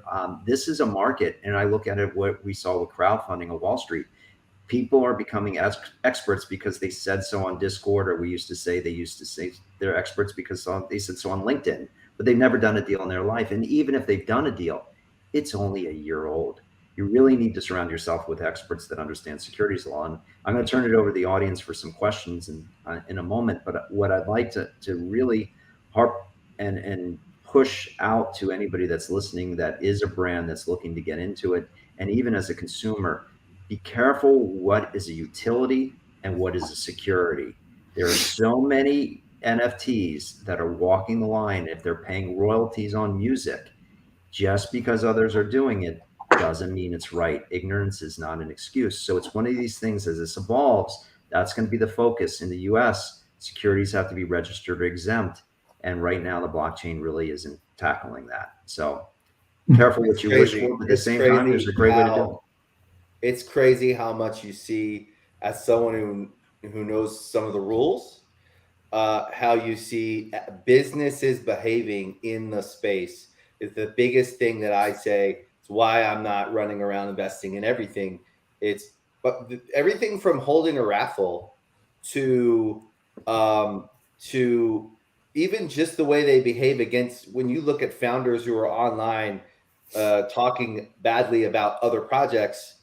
Business in the business world, we can't do that. In fact, we can't do that at all, actually, because legally those businesses are protected, and there are rules of engagement with competitors that you have to follow in real life that I see on Web3. There's none of the rules apply.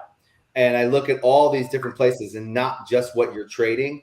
I mean, when you try to tell people Amazon, eBay, all the big marketplaces you go to buy things have fraud protection for a reason. They have things in place to protect customers for a reason. And it's not just because they care about their customers. It's also they have to. And so that's it, whether it's a project, a platform. I would encourage founders to get to know the rules and the laws and apply those to their business from the get. Because I do think, like Mark, you've been saying it, and before this panel, and we're all believers in the idea that that the regulations coming and the things are coming to protect people so that they can transact safely, and there are some rules. What we've seen over the last 2 years is anything goes, and it's definitely, I think, going to end soon. Mark, I know you want to do questions, but really quick to add to what Joel's saying, on the Beatclub side, we're approaching the Web3 space carefully. Our platform isn't fully live yet until May this year. We know who our customer is, but we don't yet know how many of them are Web3 savvy enough for us to offer a membership token as the first entry point into Beatclub. It's a little risky to alienate the general public. The last thing I want to do is tell a young producer who's excited to join Beatclub that he or she has to get a MetaMask wallet to get their annual subscription.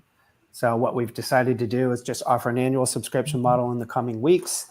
Users swipe their credit card to pay, and included in that annual bundle, they get a Beatclub NFT. If they're not Web3 savvy, they don't have to do anything. If they are, we'll add utility to that with our second drop and take that approach. But it's a good point, Joel, because we've had to make that transition internally at Beatclub. So before I do want to just give everybody an opportunity, because we're going to take some questions here. Spencer has a few, I think, for us that he's going to jump in on. But the plugs, if you want to learn more about Veeps, go to Veeps. Beatclub, as Gary just said, is going to be launching shortly. You can go to beatclub.com.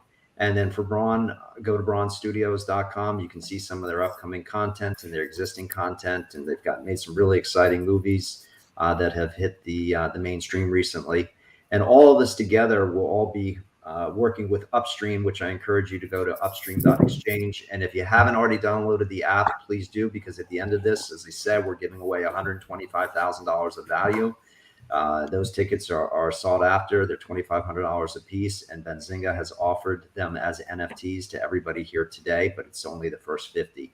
So with that, Spencer, I'll turn it over to you to see if we have any questions. Yeah. Just this is a question for the room, but as it pertains to NFTs, what keeps you up at night?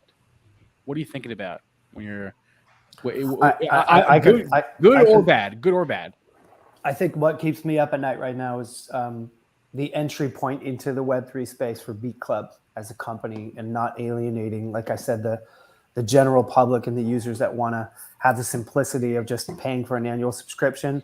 But I also don't want to alienate the Web3 folks that are collectors, like the Joel Maddens of the world. So that's the thing that keeps me up at night. I'm not as big as of a collector as guys like Joel and Timbaland and some of those guys are yet. I can answer that. What keeps me up at night, what keeps Bron up at night, honestly, is that we have a lot of different initiatives with this digital merch, with these NFTs, and really, we build in budgets inside all of our IP which is a new thing for us, that we're now for the first time ever allocating money inside all of our project budgets to make sure that we have money allocated to properly build and produce, the NFTs. So what keeps me up at night is really just making sure that we're going to continue to offer unique experiences that are not just feeling like they're money grabs, because it's not. It's really about fan engagement. That's why some of the lower price NFTs are really the strategy that we're taking here.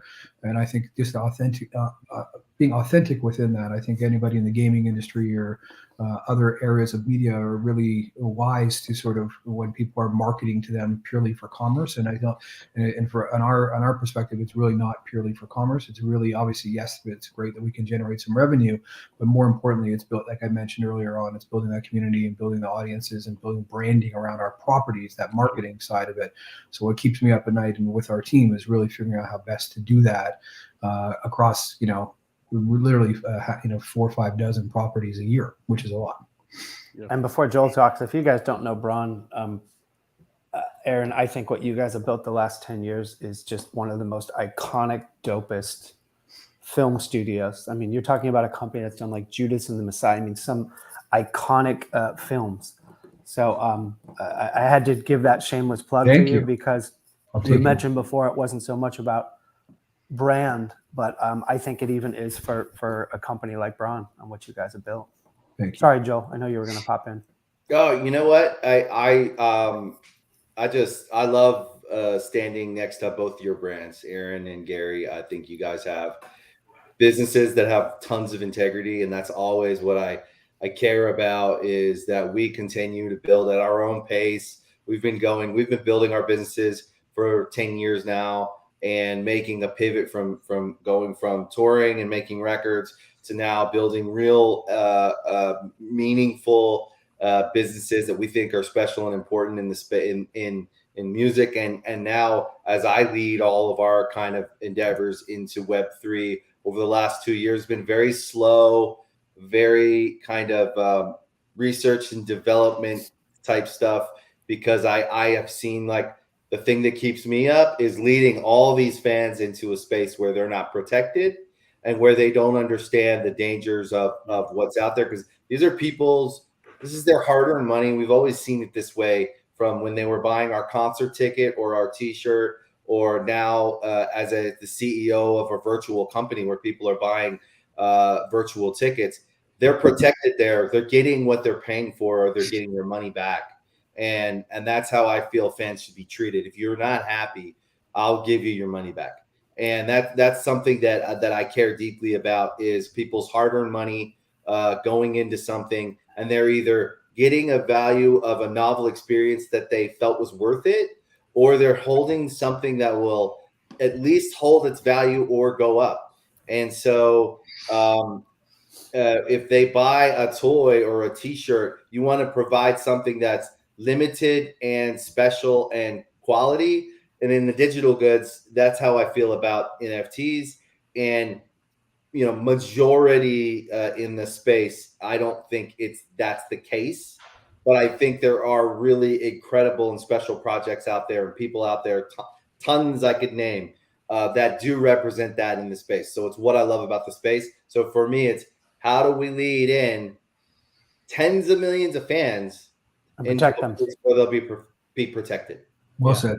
Well said. Well said. Well, guys, I think we're out of time. Unfortunately, I want to thank all of you for participating today. It was really informative, and I would encourage the audience, if you guys have questions or want to follow up separately, I'm sure there's a way that you can reach out through Benzinga or through some of the chats after this. We also encourage everybody to come over to the Discord, to the Upstream Discord where you'll be able to find more information and be able to communicate. And at this point, as I mentioned, if you had downloaded the app, there's an opportunity. There's only 50 of them. We expect they'll probably go fairly quickly. But the code that you want to enter is ZING, Z-I-N-G. And for the first 50 people, that will get you a $2,500 ticket for the upcoming Benzinga event in Las Vegas this summer. And with that, we appreciate everybody's time today and look forward to seeing this exciting new area continue to develop and the convergence between traditional media and Web 3.0. Thanks, Mark. Thank you, Thanks, everybody. everybody. I'll see you, Joe. Bye, Spencer. Thank you, guys. Thanks, everyone. That was fantastic stuff. Thanks again, Mark Alanowitz and Aaron Gilbert, Gary Marella, and Joel Madden. And once again, that code ZING, Z-I-N-G. There is your secret, well, not so secret code anymore for the upstream airdrop. So again, the instructions for that, they were put in the chat. I'll just reiterate that if you haven't done that already. You go to your app store or whatever phone you have, download the app. It's the upstream app. It's the one that I'm in the app store right now. It's the one that says invest and trade, not the one that says professional communities.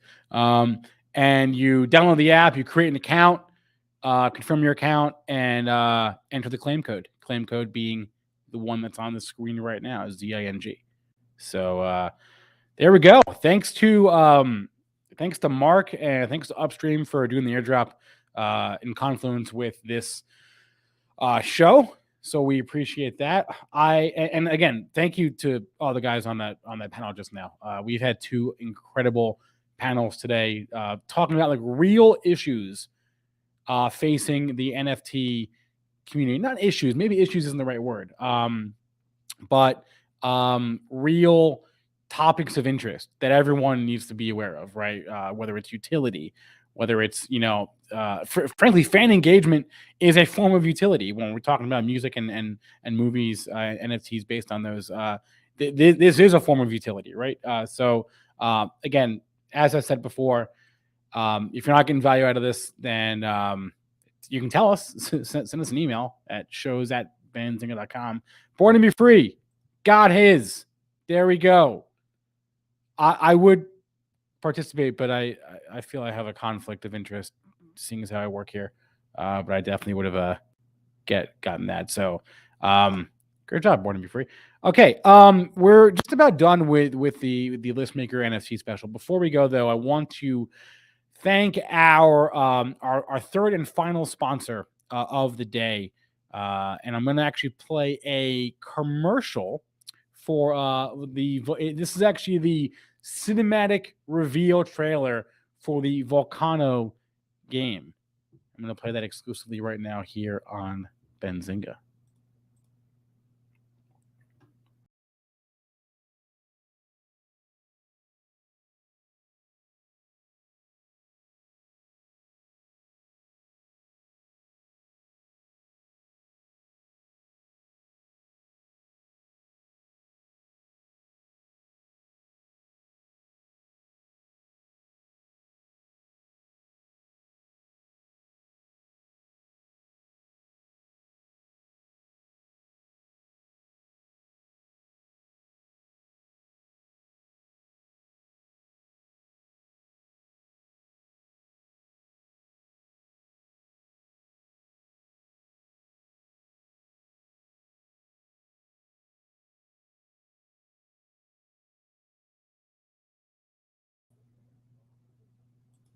All right, there we go. The Volcano game coming soon.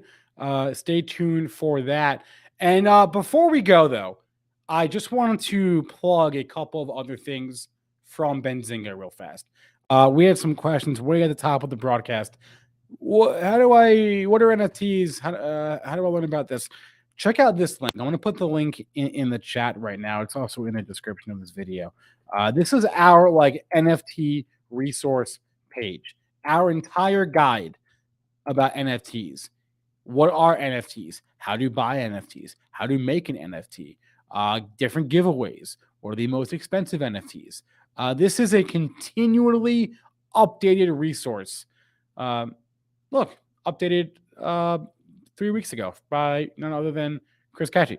So check it out. The link to this is in the description and the chat right there. And then I also want to plug the fact that we do some pretty good coverage of NFTs here on Benzinga or Benzinga.com. And I want to put the link to our NFT topic page, as I just did in the chat right there. It's just Benzinga.com/topic/NFTs. And this is where every single article that we do about NFTs goes on this page. All news, airdrops, new NFTs, new projects, partnerships, etc., going to this page that's on the Benzinga.com link that I just put in the chat right now. So as we wrap up this show and get ready to go on Benzinga Live, I want to once again thank the 3 sponsors of today's show, Voyager, Floki, and Volcano. And again, I want to plug the fact that we do an NFT show every single Tuesday, Wednesday, Thursday, 2 p.m. Eastern Time. The roadmap right here, youtube.com/Benzinga. Seriously, check it out. They're covering NFTs every single week. They're talking to the biggest names in the space. We've had a number of people representing companies on today's list on the show already. So on that note, it is time to wrap it up. Congratulations to all the projects, the promoters, and the exchanges highlighted on our Listmaker on our NFT Listmaker list. Thanks to Luke Jacobi and Chris Katje and Justin Roberti from Benzinga. Thanks to all of our panelists. We appreciate all of their participation today. And last but not least, thanks to all of you in the chat for hanging out with us. So here's what we're going to do right now. We're going to end this show. We've got about 10 minutes, I think, until Benzinga Live, unless Aaron Bree decided to go early, which he is liable to do. So any questions, comments, concerns, email us, shows@benzinga.com. If you want to know more about future Benzinga events, go to benzinga.com. I'm putting the link up on the screen. Benzinga.com/events. Our next event is our Cannabis Capital Conference. We've got our trading summit, which is going to be sometime in the late spring, early summer. We've got our FinTech Awards slated for November. And of course, we've got recurring virtual events such as this one. So our next Listmaker show will be at the end of March. The theme is going to be SPACs. Stay tuned for that. And I'm wrapping it up. So we got Benzinga Live with myself and Aaron Bree in a couple of minutes. This stream will end and redirect to that. And that's what I got. So this has been the February Listmaker NFT special. Thank you, all of you, for watching. And I hope I didn't forget to plug anything. That'd be embarrassing if I did. I don't think I did. Well, if I did, I will remember on Benzinga Live. So on that note, I'm going to sign off, and I'll catch you guys on Benzinga Live coming up right now on youtube.com. Oh, actually, I did forget to plug one thing. YouTube memberships, baby. Go to our YouTube channel. See that little join button that's on the screen? You can become a member of Benzinga's YouTube page. Get access to custom emojis and badges and more to come. Check that out. It's $3.99 a month. And we will be adding more perks. We'll be adding access to Benzinga premium products on there. So more to come. But check it out. Benzinga's YouTube membership program. All right, now I'm going to hop off. This has been the Listmaker Special NFT Edition. Catch you guys over on Benzinga Live.